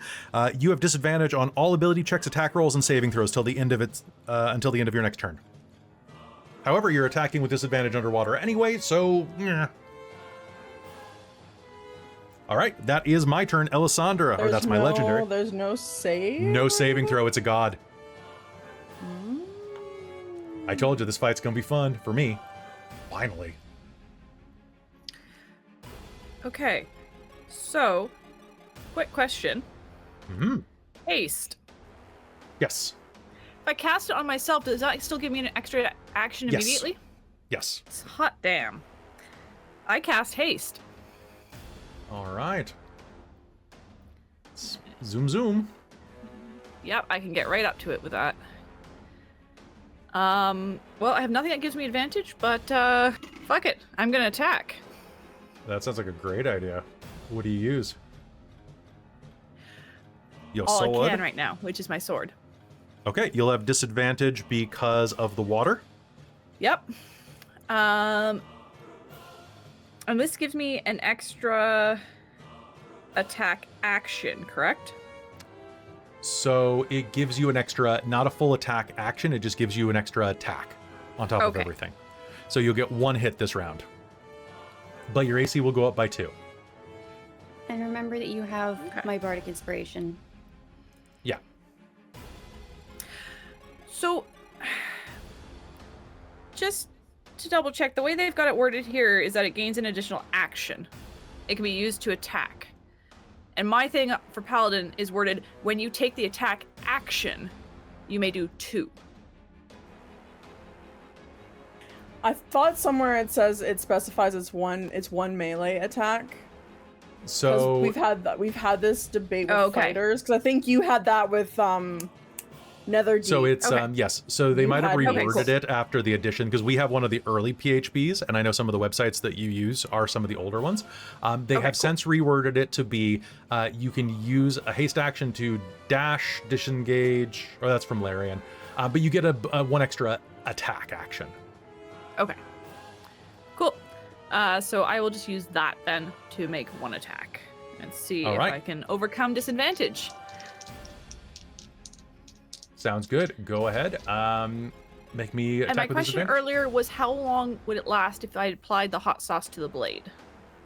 Like how long does it stay on? While you're in the water, I'll say for basically it'll be on this first hit. It only lasts for 1 hit.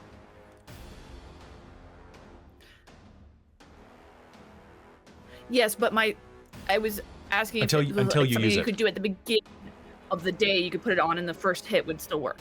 Yep. Okay, so then that's already on. I'm not taking an action to do it. Yep.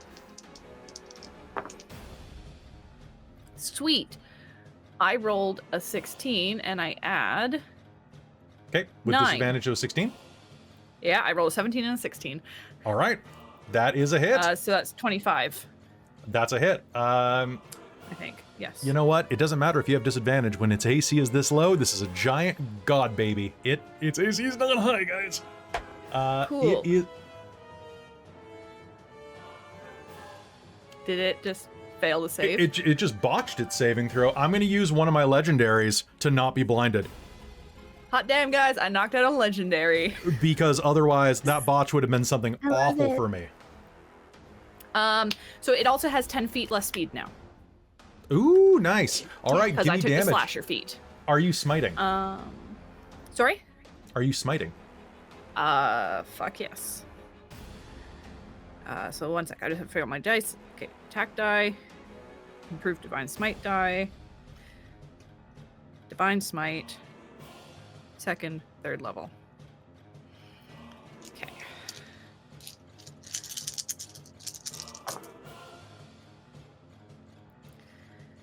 Oh, that is almost max. That's amazing. That is like the best roll I've had in a long time. 1 damage. So that is 8.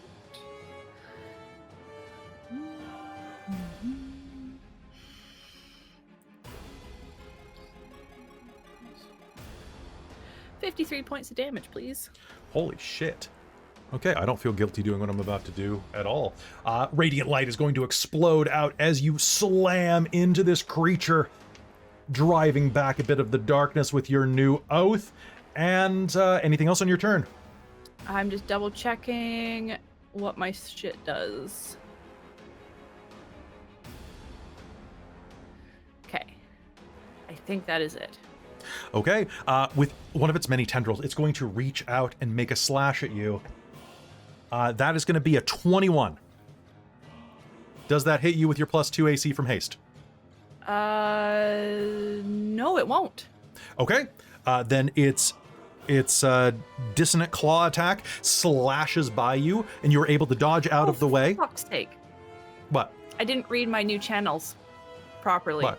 One's a bonus action that gives me advantage, which would have negated disadvantage. Well, that's next round.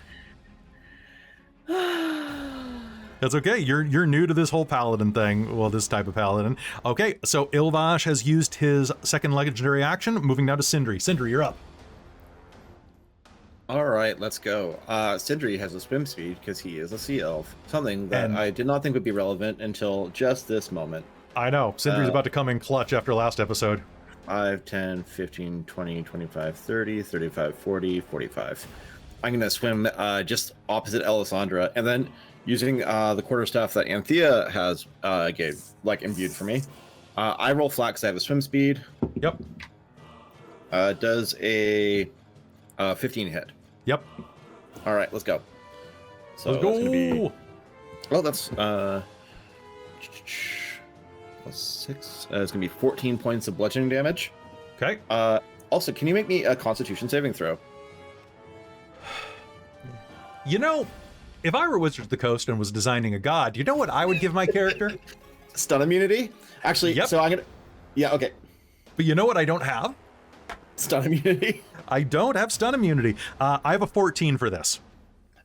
Actually, interestingly, I buffed my... okay, my spending a legendary resistance. Yep. I am not getting stunned. I am not getting stunned. All right, well, I'm going to hit him again. Okay, do it. And that will be another 18 plus to hit. So that's a hit. And that's going to be 12 points of bludgeoning damage. Okay. Do I have to make another stunning save?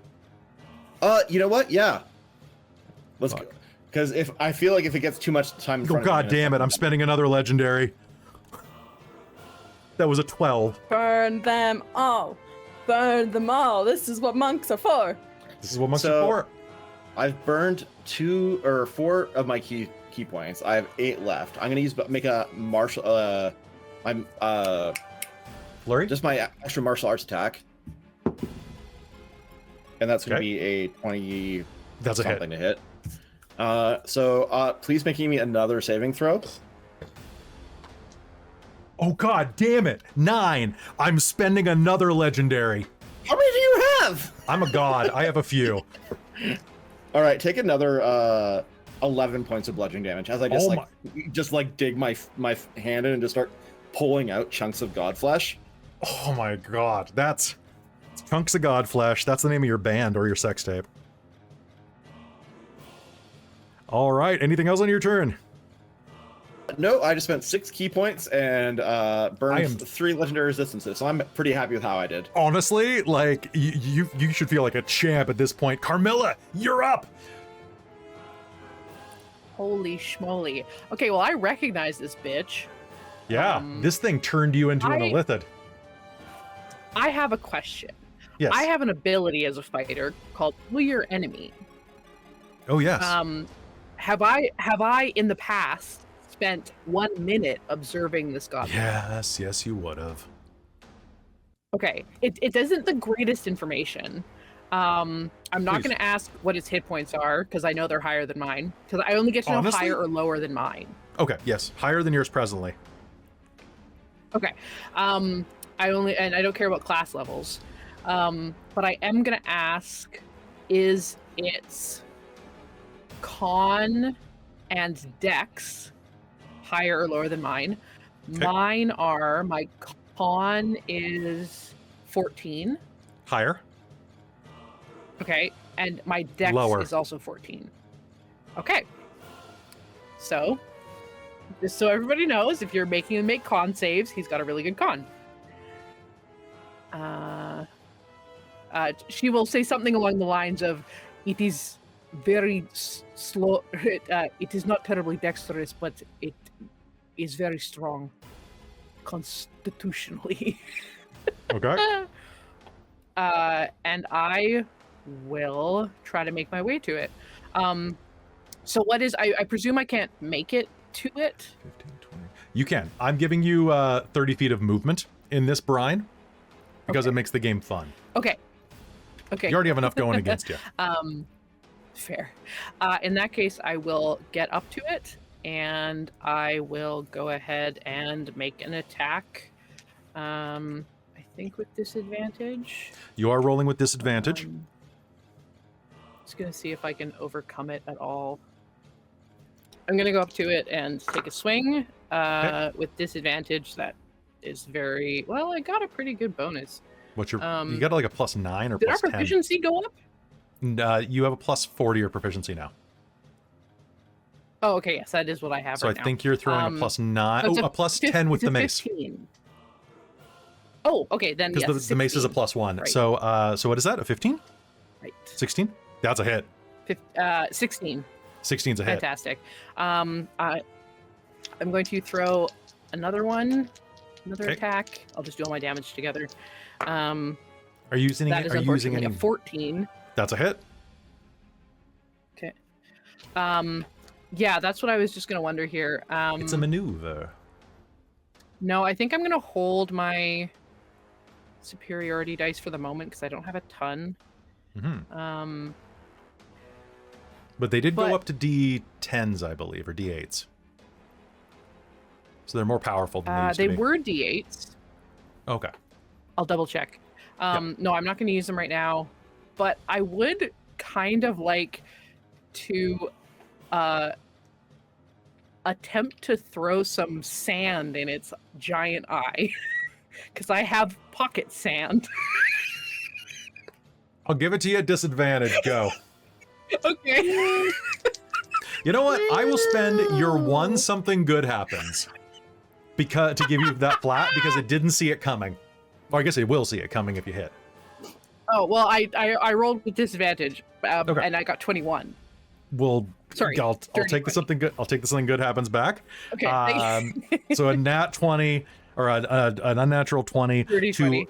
to throw sand in a godlet's eye. Yeah. And then I'll do my damage. D6 is this thing is It is unfortunately not not happy about undead. that. This I'm not gonna lie, should have kept my longsword. This is not a good fighting thing. 7, 8, 9, 19 damage. 19 damage. Honestly, And then you whatever guys the are, sand does. this it annoys it, and it's going to give me disadvantage on my first attack on my turn. Anything else on your turn? Oh, did never mind. I'll do it next. I didn't put hot sauce on anything. I'll do it. You didn't my put hot bonus sauce on. action You next turn. you refrained. All right. I can't believe you're hot saucing a god, both of you. All right. So pocket sand is immune to water, everybody. So it's magic sand that is designed for. Remind me to make a magic item. I'll put it there with the tougher feet. Okay. I'm gonna spend a hurt them more to preempt Anthea. And what I'm gonna do is.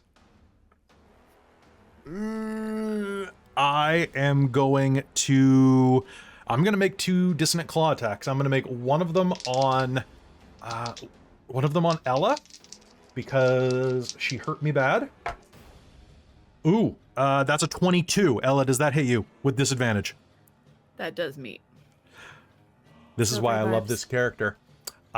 This is why I love this enemy. Ella, it's going to... barbs. Oh, you bitch. That's higher. Oh. Does someone... Yep. Anybody else want to But I silvery barbs will- me? Give the advantage to... Yeah, I'm gonna give it to Zai'rar. Okay. All right. Here's the fun part. Ella, you feel one of these psychic little tendrils lash out at you. It smashes through you, dealing 20 points of psychic damage. You lose haste. Your concentration's immediately broken. No save. Bullshit. Oh shit. Oh, that sucks. Oh no, that sucks. That's her So next we're going round of... turn. Yeah. All right. Then I'm going to hit Carmilla with a 28. Is this a melee attack? This is a melee attack. I will take it, but I am going to use my reaction to parry it to take less damage. Sounds good. You're going to take 38 points of psychic damage. I rolled real low on Ella. Awesome. Whatever it is, I will reduce it by 14. Nice. All right. So that means you're going to take 24 points of damage. And then what I am going to do is I'm going to spend a hurt them more to take one more action. And it is going to be to cast... I think... I'm going to target Sindri. Sindri, make me an intelligence save.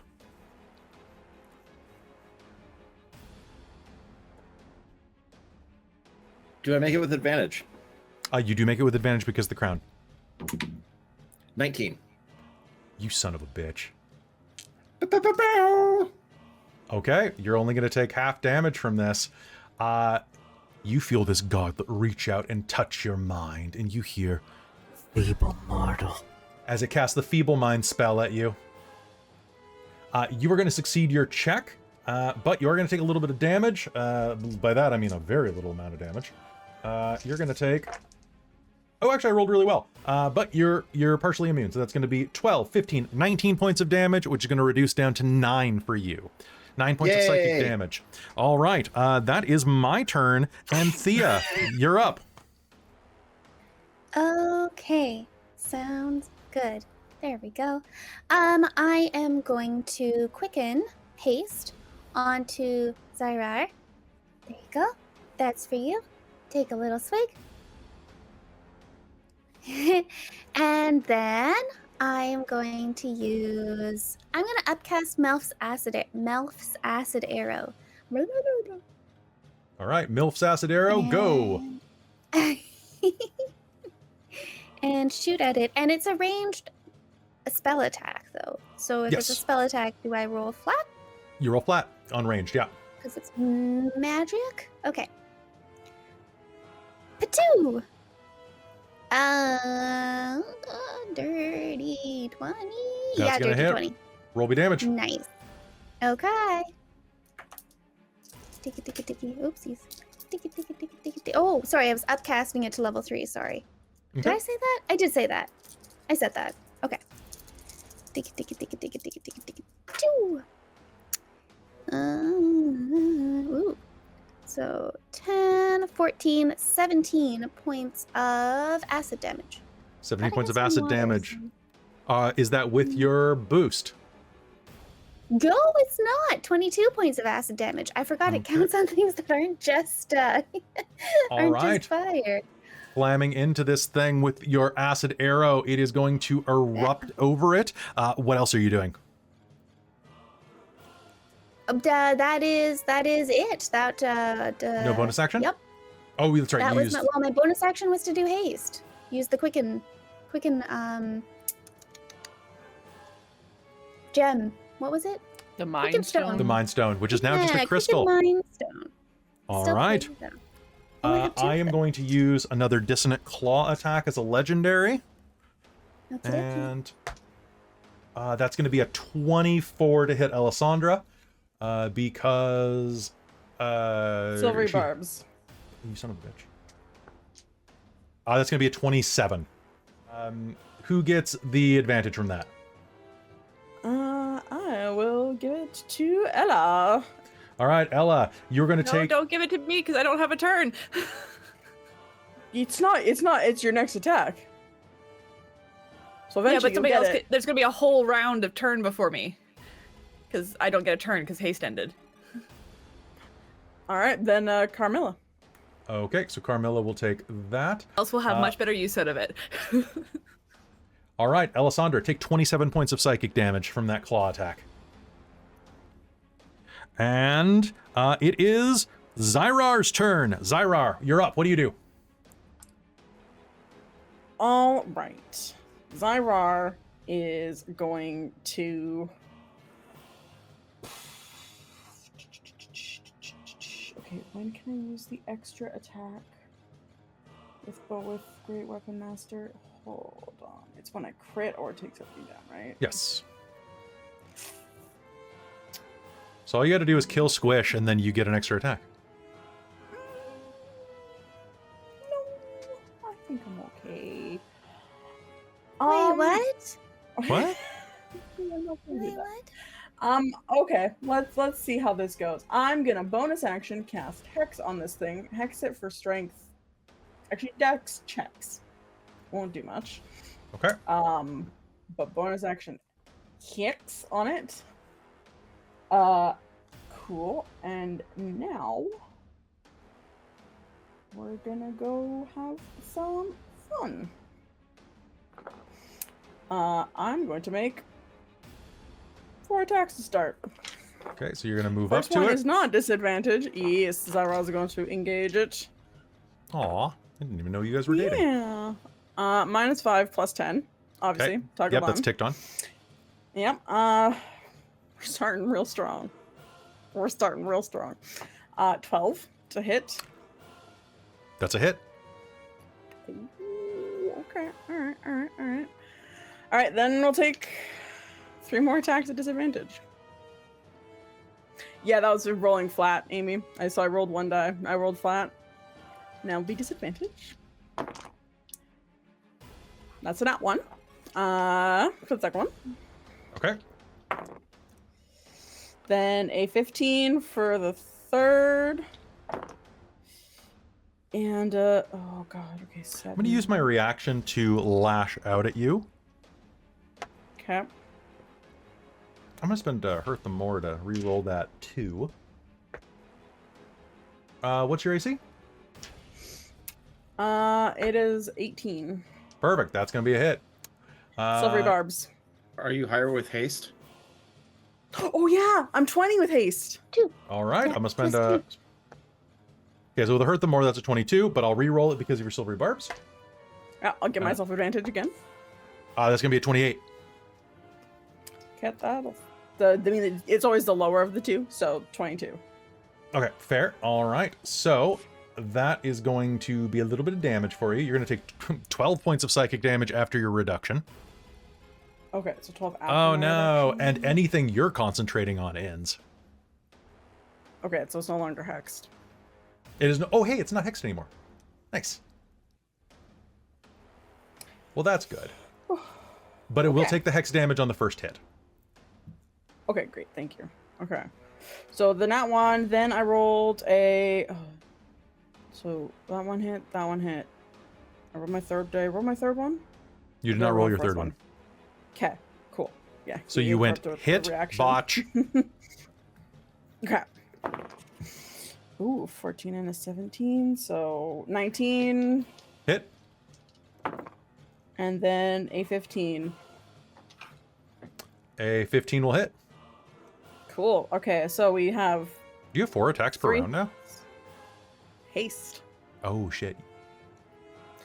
All right, so So 3 of those hit. Just give me Yep. all the damage together. Nope. I am an aberration. Uh-huh. Okay, so Hex on that one. The first one will take, because now I have Storm Strike, one of them also take another d6 of force damage. Okay. I'm just going to tell you right now, if anybody's doing psychic damage to me, just don't worry about it. Just don't tell me the number. Kind of figured that. I'm a psychic god. Like, what do you, I think that's free. Yeah. Yeah. Okay, let me start rolling, because I have a lot to roll.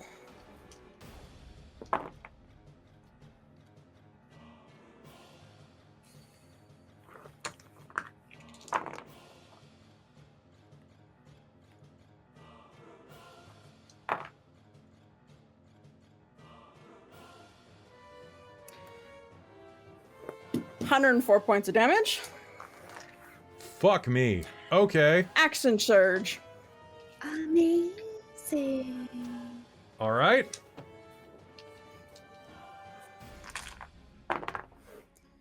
With disadvantage. Okay, that's a. We'll see.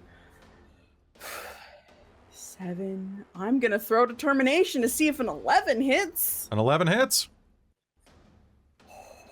Okay, all right.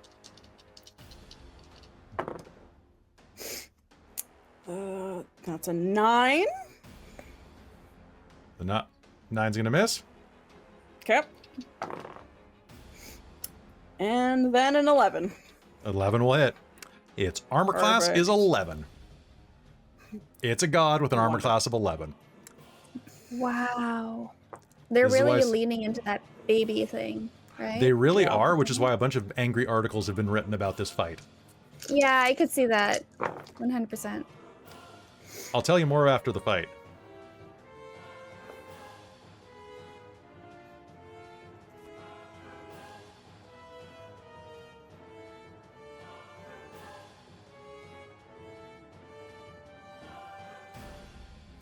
All right, so it's another 73 points of damage on top of that. Oh, 73 points of damage. You are slashing into this god with the Flare Slayer, rending tentacles from its core, bringing it to bear. This thing is incredibly badly hurt. And it is the owl's That's my turn. It sure is. Okay, so you were saying it was walking speed. I have a fly speed. Yes. Would it be the fly speed or? It would be the fly speed in water, I'll say. Okay, brilliant, cool, okay. Owl works on its own thing. It's gonna fly up into... if it goes right next to Alessandra, would you count that as being within range of the brain? I can't, I'm not going to tell you whether or not the brain has that reach. corner... Well, I don't care about reach. I'm trying to see if I can hit it, like, if I did something. No, it is, you are... Because it's on that corner of that square. No, and I guess can't quite I guess tell. so, yeah. Yeah, it would be. Okay. Because of rounded edges. Okay. So it is in that square. Okay. So it's going next to Ella there. Now, I should be able... I can't attack, but I can... help and aid an ally. So it Okay. should be able to use the help action to give Ella advantage on the next That's true. attack. So that is Bird's action. 5, 6. Cool. I don't like you counting. What are you doing? I'm spending every hurt the more and drama bomb I have to regenerate health. Oh, okay. Cool. So yeah, that's all the bird's gonna do. It's just stopping next to Ella and is bestowing a help action for advantage. Beautiful. Top is of the Bird. initiative. Lyric, now it's your turn. Or Ella. Either of us can go, I think. Or I think Ella. Oh no, you have... And It's Ella does done. not go because Unless- haste got popped. Lyric, do you have haste as a spell? I don't. I forgot about that. Here's the deal, guys. That's okay. I have 3 something good happens. Would you like me to spend them? I'm down. Cool. Sure? I'm Might gonna as well. I'm going to spend all of your something good happens. You are going to hear a blubbing noise above you as you see that anybody who looks up will see that Lowry and the villagers continue to swim upward toward the briny maze. But one figure has been left behind and is going to go blub, blub, blub, blub, blub. I don't know why I'm here. Fuck me. And is going to cast... It's Goza is going to cast Haste on Ella, which will basically just drop her back to normal. So, I actually can do something here if you don't mind me doing my thing here. So I can now, so how this works for me is I can cast a spell. If it's within 100 feet of me, I believe, I can cast a spell at a range of touch through my familiar, which immediately takes its reaction to bestow it. Yep. I would like to use a 5th level slot so that I don't have to concentrate on this. If you're casting sleep on this thing, I'm casting Bestow Curse. Okay. And I'm going to use it as a meta magic. Okay. For heightened spell. Okay, what's my save? To force it to roll with disadvantage on its first saving throw. Okay, so and I get a save 17. On what, wisdom? This is a wisdom save. Okay, I have a 25. Silvery barbs. I have a 32. Oh, pardon me. I have a 26. Damn, okay. I thought I tried it. I figured I'd try. Okay. So that was my action. Who does the advantage go to? Who does the advantage from Silvery Barbs go to? This one could go to Ella if she's. Yeah, actually could go to Ella now. Well, the bird already used the help action, so Ella has advantage. Oh, that's true. Oh wait, that would make her roll flat. Can I give her extra advantage to make her advantage? No. Okay, fair enough. Then I will give that advantage to Sindri. Perfect. All right. Okay, anything else for you, Lyric? Bonus action. Bardic Inspiration to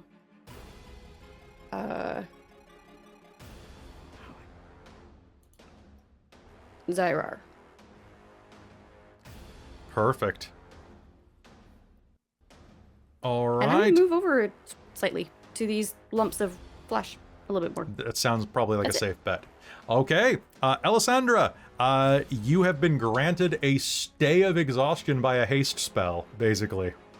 Okay, so I basically can do normal stuff, not hasted stuff. Is what I you don't were saying know. to negate the previous hastes. I'm gonna pull it to the group. So the way that it works in haste is that once haste is done, you can't take. You're basically stunned for a round. But if someone cast haste on you again, I would delay that for a round, basically. Like, it's basically like doing another bump. So, I'd be willing to give you 1 round of haste before you crash again. Okay. Would I still have haste after that one crash period? Because he'd have to end it, or that one would also add a crash period, if we're just abstaining the earlier crash. I think you would just... I would say it might just make more sense to just make it just... Flat? Yeah. Okay, then I'll just return to I would say go one of two ways. Either it's a bump, you get 1 round of haste and then you're exhausted, or it levels you out. And now so I'll say that it levels you out for the rest of the minute, basically. Okay. So you're going to be acting as normal. So you won't have haste anymore, but you still have all your normal actions. Okay, so if something good happens, basically took away the exhaustion. Took away from haste. the exhaustion. Yeah. Okay. Because it's all 3 of them, right? You used all 3. I used all 3, and I still have 1 left because someone bought me another one. Nice. Okay. So I will take my normal attack then.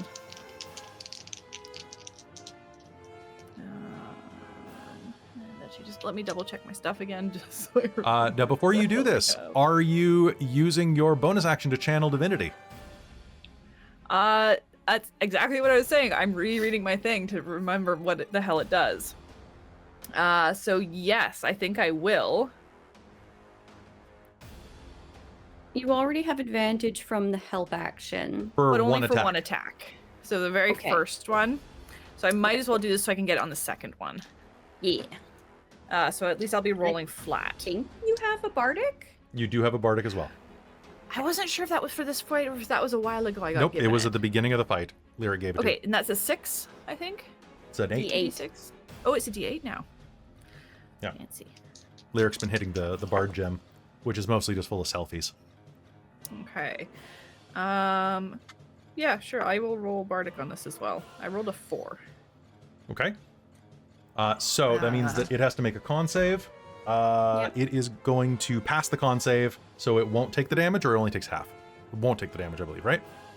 I think it's, yeah, all or none. Let me triple check that. So,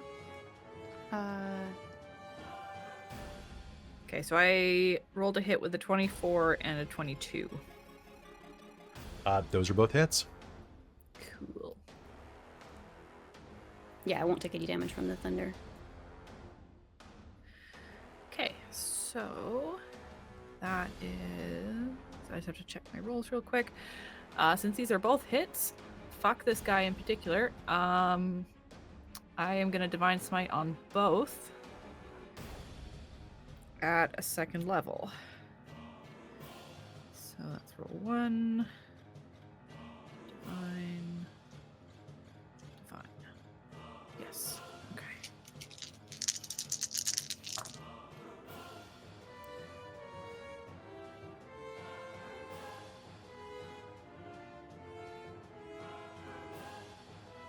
Oh, I do like. I didn't notice Ilvaash up in the top of the frame there. I like that actually. That design, being able to put some art there.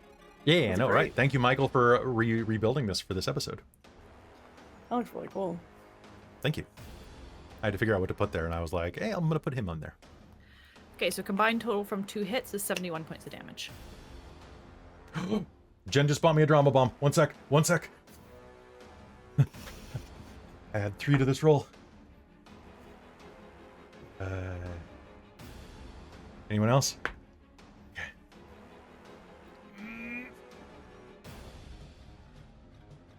Oop. Okay. He's still up. Okay, and yeah, he's lost 10 feet of speed again until the start of my next turn. Okay, hold on one sec. He has... Oh my god. All right. A mighty blast erupts from your blade as you bury it in the side of this godlet, not once, but twice, slamming into its corporeal form.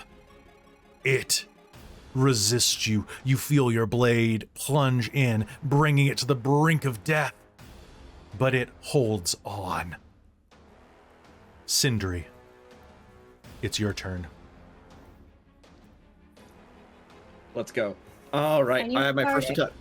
attack. My first attack has advantage from, Advantage. Yeah. Bardic. and that is more than enough. That's going to be 8 points of bludgeoning damage, which is not very much. Is it magical? It is, because all my attacks with monk weapons count as magical weapons. 8 points? Yep. Really? Sindri, how would you like to kill a god? Ooh. Yes. Sindri, I said I was ripping out chunks of it before. I'm gonna lobotomize this thing by taking my staff and shoving it inside. And then, Anthea, you give me a magic button to push on the side of this, right? Like, Huh? there's a little enchantment. Nice. So I'm just gonna make There's it always an shine with light enchantment. as I climb in after it and just start shredding out, like, kind of burrowing my way through it. Oh, like a bread bowl, kind of. Yeah. Yeah. So I'm just gonna rip my way through, and then, for dramatic effect, sprout my wings and burst out with fiery claws.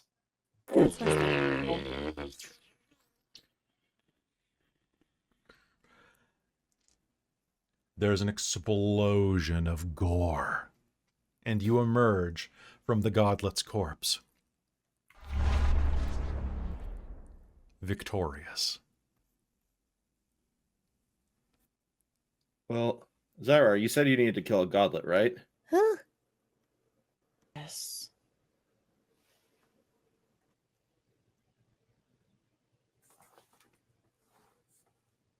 Oh, this is disgusting. I need to leave. Prestidigitation. You look I'm sort of figuring the bird just starts pecking and eating it, which is a little unsettling. Yes. I've never been more attracted to a man. Well, let's go kill the devils and see what happens next. It's a date. Ella's gonna lean over to Carmilla and be like, wait. Did you know Sindri swung that way too? I genuinely didn't think so. By king. You learn something new every day. She puts her forehead to yours and goes, well, we find things about each other every day, don't we? Red. Can we just go? Yeah. I'm just gonna go. And with that, you climb upwards. Carmilla, you are treated to the inside of the briny maze, a labyrinth made of brain tissue. It smells horrible. But Gross. the portal that takes you back to Elithanok is still open. And as you pass into it, you are going to eventually come across some of the mind flayer, or not the mind flayers, some of the Githyanki that had been traveling with Zai'rar.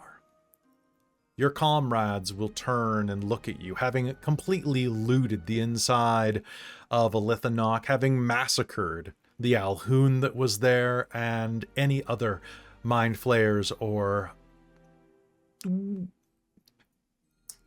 compatriots that are there. They turn and look at you and smile. So, how did your little excursion go?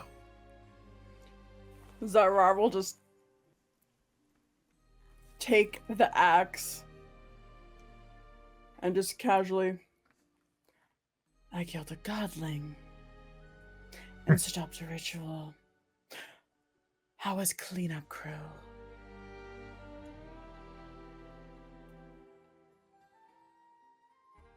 Your commander will glare at you, or your former commander, I suppose. We massacred all that were here and stopped any that would use this place as a ritual site again. They weren't that hard to kill. So the mooks. Nothing to be proud of. If I were you, I'd probably never want to go home again. Because you walked away from, honestly, a very challenging fight. And did all the... Laggeth would be looked down on you. Yeah. For the cowardice.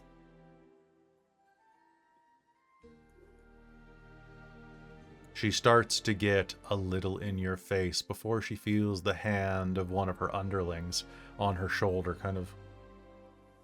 Godling, they killed a godling. I suppose you are not coming home with us, Zai'rar.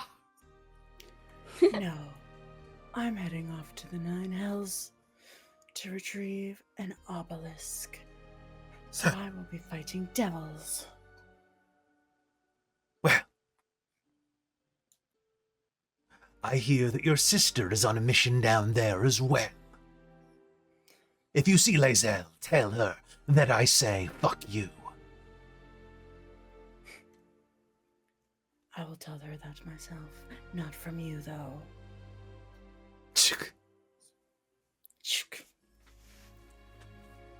The others will go. Carmilla's gonna lean over to Sindri and be like, so she comes by this quest honestly then, the no joking thing? It's just this is normal? Mm-hmm. Bless you. Oh, bless you. It must be touching. She's gonna go back and put her spider silk scarf over her face. Well, you don't catch whatever they have, thankfully. And from here, it's an easy climb. The 6 of you, as well as the Amethyst Dragon, the Mage, and the rescued townsfolk, have quite a climb ahead of you. It takes about 4 miles of crawling through tunnels to reach the surface. Behind you, as you are leaving the room with the portal, you will hear it pop as the magic leaves and the far realm collapses, or at least that demiplane of it does. Does anyone mind if I just do a little over-the-top destruction here? Please. No, not Okay. the slightest. Sure. And Lyric, once everyone's out of the room, is just gonna like destroy the room with shatter. Cool. I also have Shatter would love to help. Cool. Let's simultaneous shatter and high five. Yeah. And as you are doing that, the room comes down in a heap, collapsing, dropping what remains of the Illithid fortress of Illithanok down around you. Do you look back at the explosion? Or are you too cool? Yeah. Regenerate a use of Bardic inspiration for not looking back at explosions.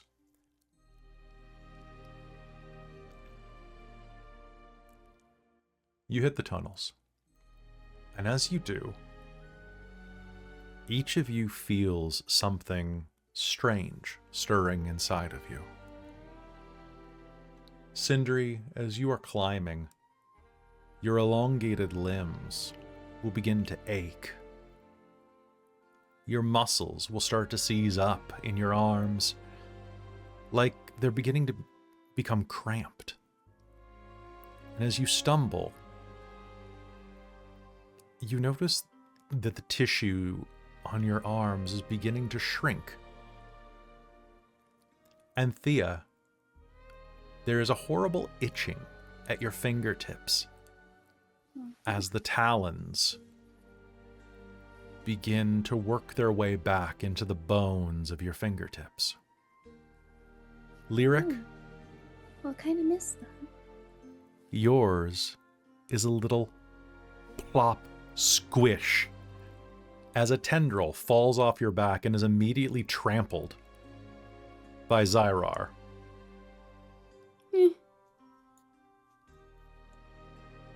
And Ella, you glance over at Carmilla out of the corner of your eye on your cheek. And for a moment, you have a moment of panic as she vanishes out of your peripheral vision. Before you realize that it's because the eyes on your face have begun to shut, as the far realm's influence bleeds away the closer you get to the surface.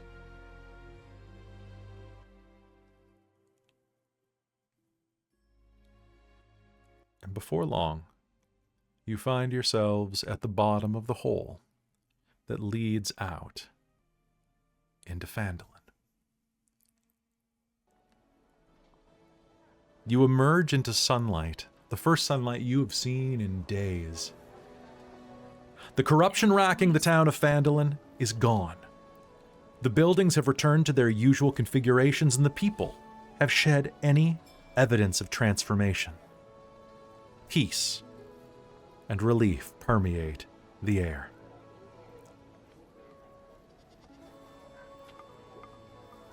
What do you do?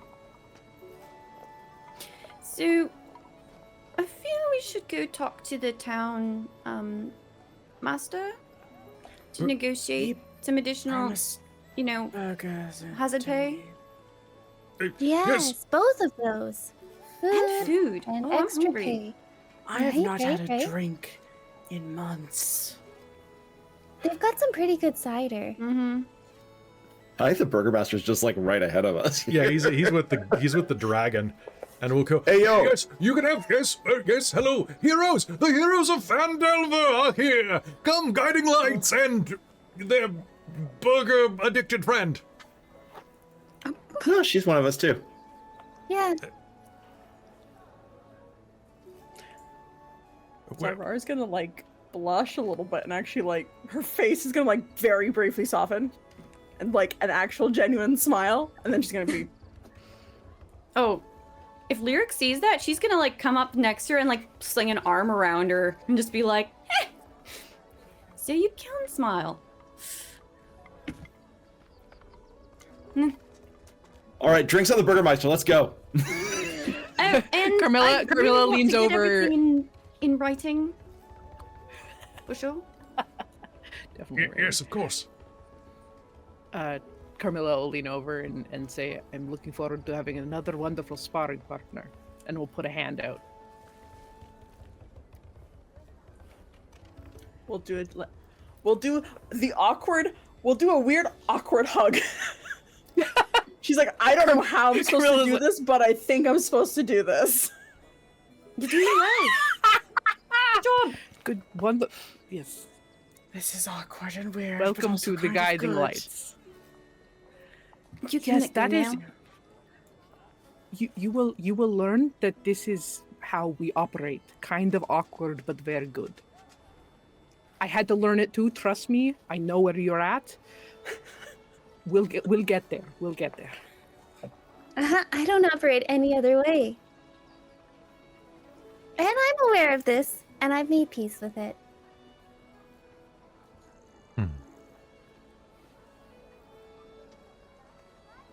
So, And- who wants to, drink, eat, and then get the fuck out of Phandelver and never come back?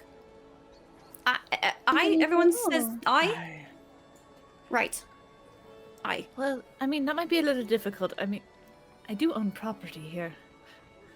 Oh, it can be a landowner? Landlord? We can worry about this tomorrow. No, it seems like rented out. Future us problem. Fair enough. Adventuring. It'll be a nice place to come home to after adventures. Perhaps I could be persuaded to come back. And as It's you are pretty. headed A toward goat the helicopter goes by. Yes, the goat copter goes by. The goat. That was my stinger. You ruined it. No. The owl goes after it. Yeah. And then they mate, and it's the most cursed creatures. So cursed. As you make it toward the bar, Sindri, you can see the outline of a man holding the door open and smiling. Sildar is there, looking exhausted, as are Gwyn Orsong, as are Toblin's spouse and Pip, and everyone else like Sister Garael, and even your friend who started this all along. Gondrin! My old friend! Where the hell you been? You getting up to trouble down below? You wouldn't believe me, I told you. Let me buy So you a that- drink. Oh, you're gonna owe me more than one. Come on in. True. Does anyone say or do anything before heading in to the inn for one last drink? Gwen, we have such a good story to tell you. Oh, and you brought my sister back. Yes. I guess all the news isn't good. I'm joking. It's a bad joke. I like my sister. Thank you for rescuing her. Please, tell Oh, me everything you gosh. can. Okay. Let's start at the beginning. And as you do, we step inside. And we fade out, pulling up into the skies above Phandelver. Your adventure below Phandelver has ended. But there are many more adventures to come for the Guiding Lights. But that is another story. And yet, as we pull away, The camera moves up through the clouds and then dips back down. Down into the earth, down below, into somewhere not of this earth, into somewhere of fire and brimstone, where we see an obelisk in the middle of one of the lairs of the 9 hells. It burns all around this shattered obelisk, held together by tenuous strands of magic. The demon known as the devil known as Kolroth inspects their work.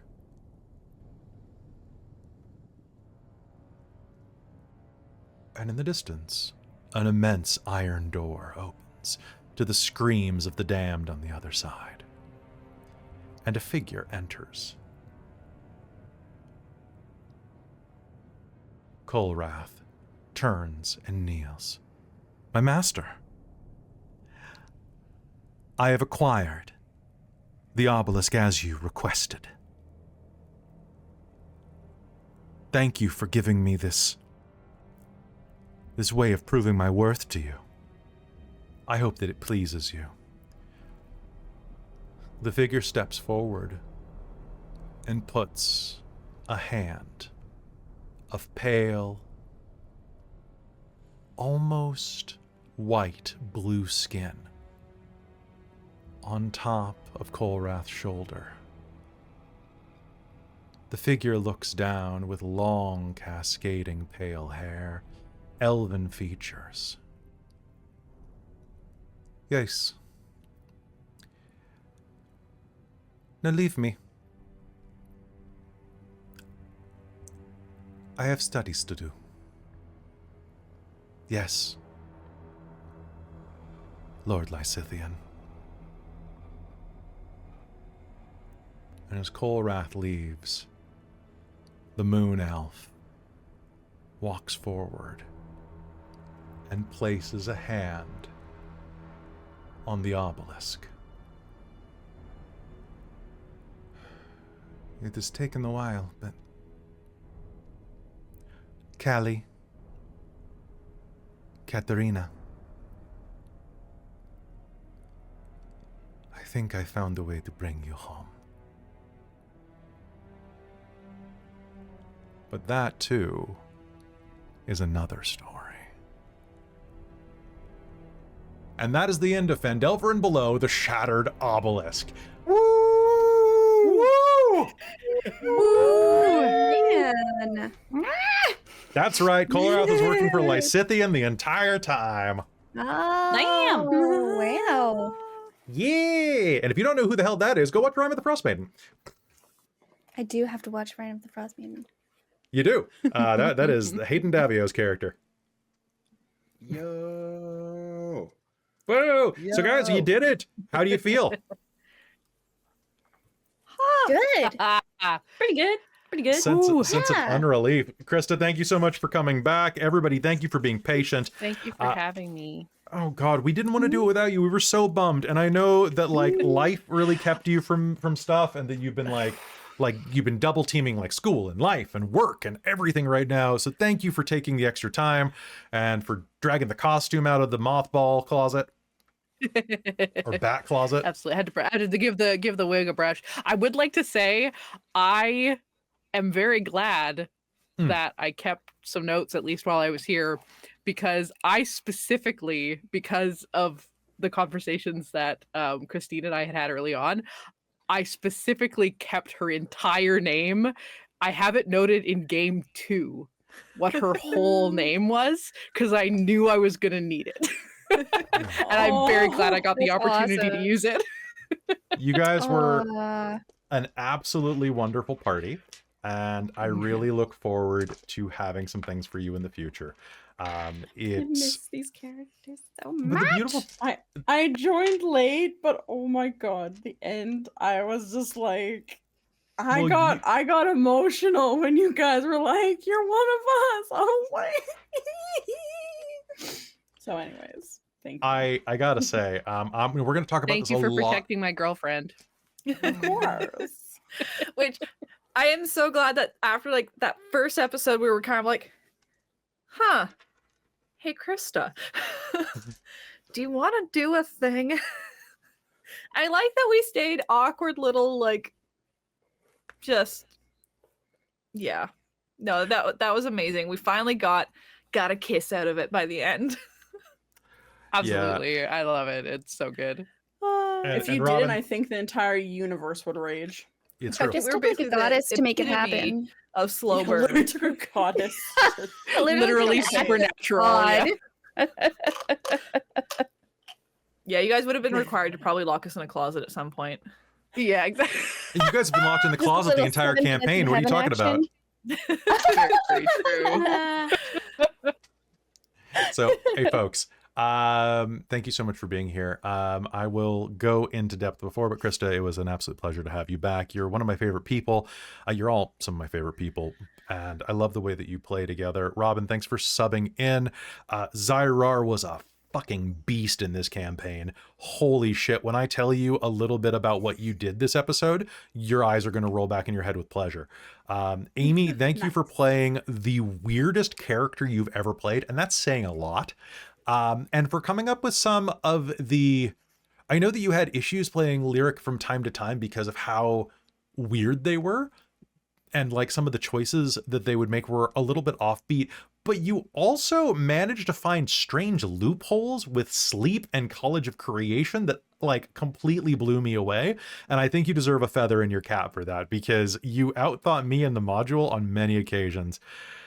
Chris, thank you for finally joining up with us. I have been wanting to play with you on the channel for 6 years now, and I guess for 4 years before this began, and it's finally wonderful to have you in some stuff. I know you're super busy and that your availability will be limited in the future, but I hope you stick with us because everybody loves you, I love you, and we want you here. You deserve to be here with us, damn it.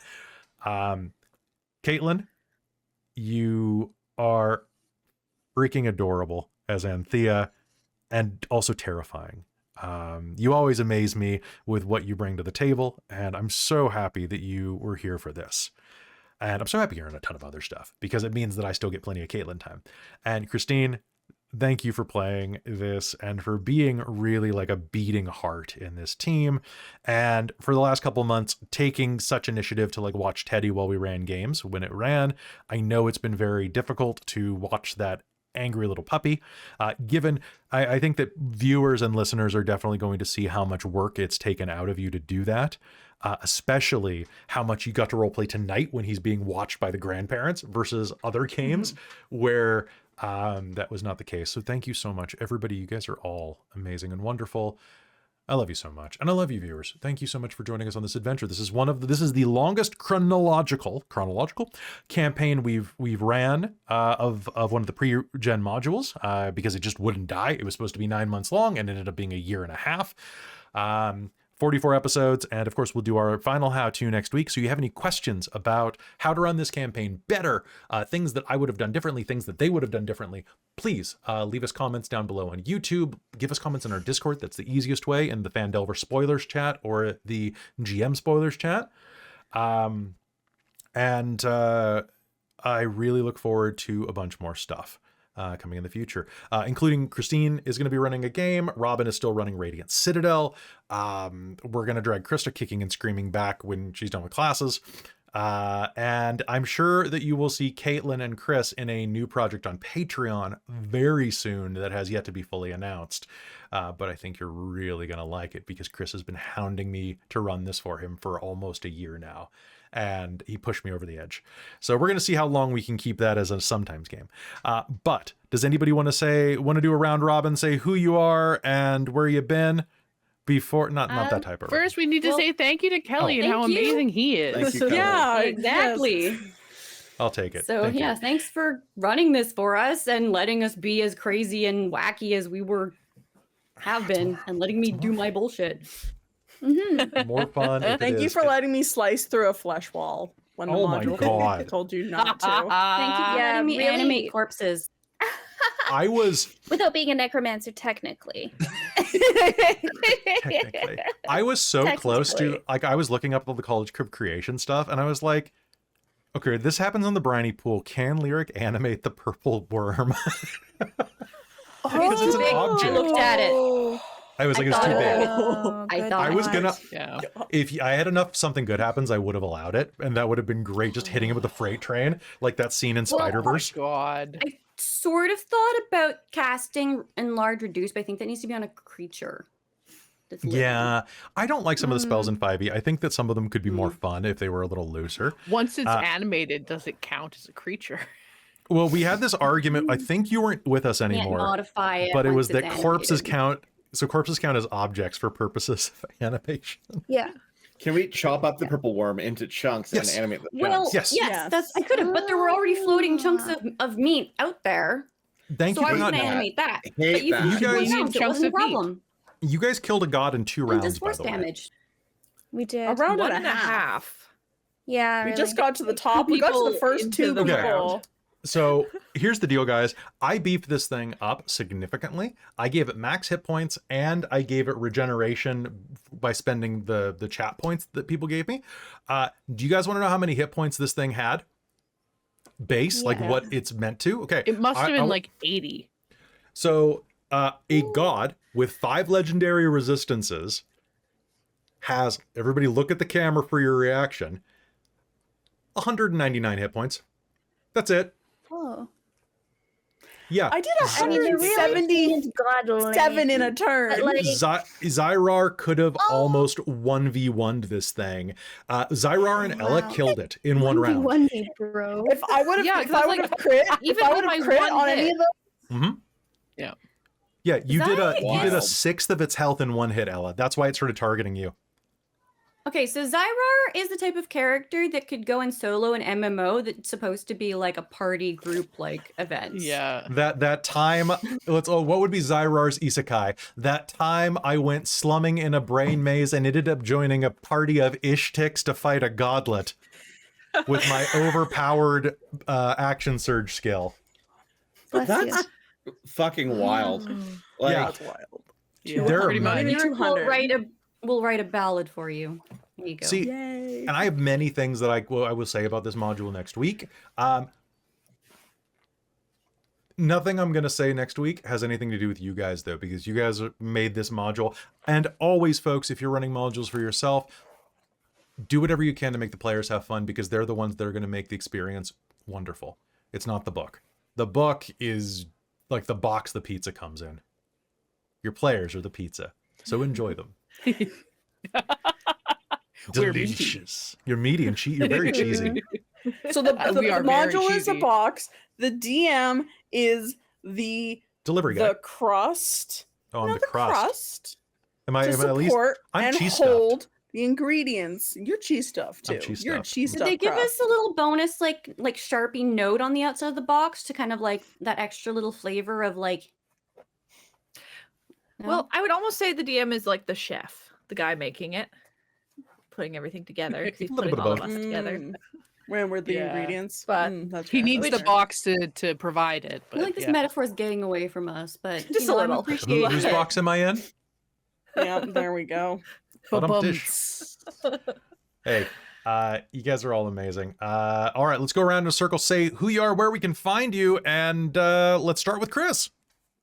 Hi, I'm Chris. I played Sindri, and my pronouns are he or they. You used to be able to find me on Twitter, now you can't. Shit sucks. Find me on Twitch sometimes, Boulder NA. Yeah, find me there. Find me on Dork Tales. I'll be around. You're not gonna rid of me that easy. Damn straight. Next to you, we have Amy. Hi, I'm Amy. I go by Paradoxical Ghoul on Twitch and on Discord. It's pretty much where you can find me. I technically do have Blue Sky. I'm on there somewhere. But mostly these days I'm just on Dork Tales because I don't have enough time to stream much on my own channel, but it still happens sometimes. Well, you are adored. Next to you is Robin. I want to say, speaking of finding out boxes, potentially, to tomorrow's vampire potentially returning. This is true. Speaking This of is true. boxes, Enterprise and the box. Oh, this is true. Okay, that's what you're talking about. Yeah, that's what I was going with. When people are finding out what's in boxes, it's the vampire. Anyways, I'm Okay. Robin. She, her pronouns. It's been an absolute pleasure to actually get kind of a proper send off for Zai'rar because of things that happened. Yeah, She never got any other game, and I'm very happy to have played her because yeah, it was nice. She's great, and I love y'all. Y'all are amazing. Christa, how soon can we have you back? It's your turn. Hello. Hi, hello. I'm Christa. I use she, they, or them pronouns. I played Carmilla Alizarin, our Dampier Battlemaster fighter. You can hopefully in the future, find me here, yes. But if you are in the lower mainland of British Columbia, you can come pay me to DM for you. So if you want to check out, go check out Quest Central Gaming Lounge in Poco. I am officially a game expert and I run games there. So you can come pay me to run games for you if you're in the area. The other place you can find me in the near future, again in Vancouver, is at Terminal City Tabletop Convention. I'm going to be there. It's March 14th to 16th, I believe. And I'm running a bunch of games there, and I will be manning the Quest Central table. When is that? Find me on the Dork Tales Discord. Huh? When is the Terminal City? March 14th to 16th. This is the first year that they're doing panels. They've actually never done panels before. It's all... last year they had... I want to say 20 or 25 tables that were running constantly, 4 to 5 games a day, with different DMs, different games. I'm not running any D&D. I'm running all like weird. I'm running like lasers and feelings and mazes and very good dogs of Chernobyl. Yeah, very good dogs of Chernobyl. So all sorts of weird, fun games. But there's all sorts of cool stuff running there. There's tons of brand new games that are coming out, like board games that are like in the test phase that you can come play. But it is, I believe, officially the largest tabletop exclusive con in Canada now, or like playtesting con in Canada. That's fantastic. Well, I hope people see you there. Next to you, we have Caitlan. Hi. I'm Caitlan. Hi. I played Anthea Briarfoot. Actually, that was just happening in the other room, like actually 2 minutes ago. Like once we started the outros, he was still doing it. Anyway. And oh my gosh, guys, that was so much fun. I'm gonna miss this crew so bad. But otherwise, you can find me on most social medias as Petite Medic.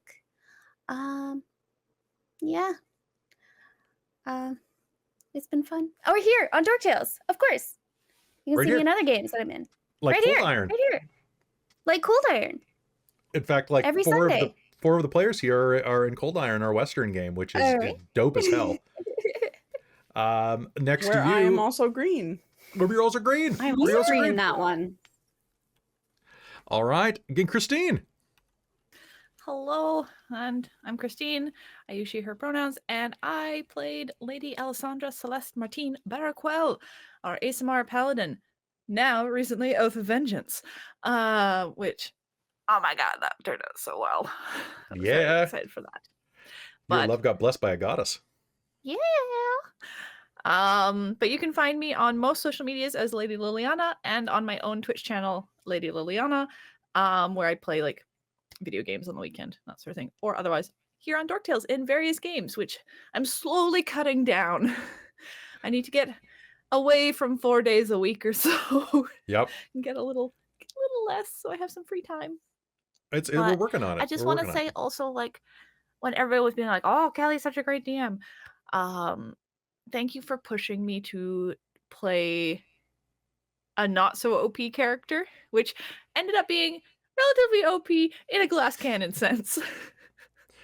You're welcome. I think you are a very talented player. Probably the first time that I had this number of stats under 16, except for having a magical item that popped my strength up, and having such poor hit points was very different for me. And it really developed a really interesting character from it. So I appreciate it. Well, you're very welcome. You guys are all amazing. Like, you're a very you're all incredibly talented player. You are some of the best role players and best role-playing performers on the internet and in the world, and which means in the galaxy and in the universe. So you should feel very accomplished. This is going to be a fantastic thing to look back on. You guys are all amazing. And I guess I'm Kelly. I'm the host here at Dork Tales. I run like 90% of the games way too often. But if you want to find me, you can find me here on Dork Tales. I also do some other stuff on the Onyx Path occasionally. I might be pulling some other duties later at other places. I'm a writer, performer, and voice actor on top of being a dungeon master. And you can find my work in a bunch of fan projects as well as some books that I've released as part of None More Dark on the Storyteller's Vault. And will also be releasing Osric's Heroic Histories, a guide to high-level characters and background creation. Will be coming on Dungeon Masters Guild hopefully this week, once we finish fine-tuning it, or you can get it on Patreon right now. And speaking of which, folks, if you love what we do here as much as we love you, please consider joining the Patreon. Patreon really does help us. It's way more important than like giving subs on Twitch, which are still great. If you have gift subs or if you have Prime subs, please give them to us because they don't cost you anything. But Patreon, we get like 90%, 80% of the funds from that go into Patreon go into the channel. And this is a full-time gig. This is probably 50 to 60 hours a week to keep it going on my behalf. So I really would appreciate it if you joined up. Plus you get a bunch of perks. At the VIP tier, you get at least 3 to 6 additional game sessions a month that you get months before everybody else. And you get a backlog of stuff that is predominantly ad-free and is it's just absolutely wonderful. Christa ran a bunch of stuff.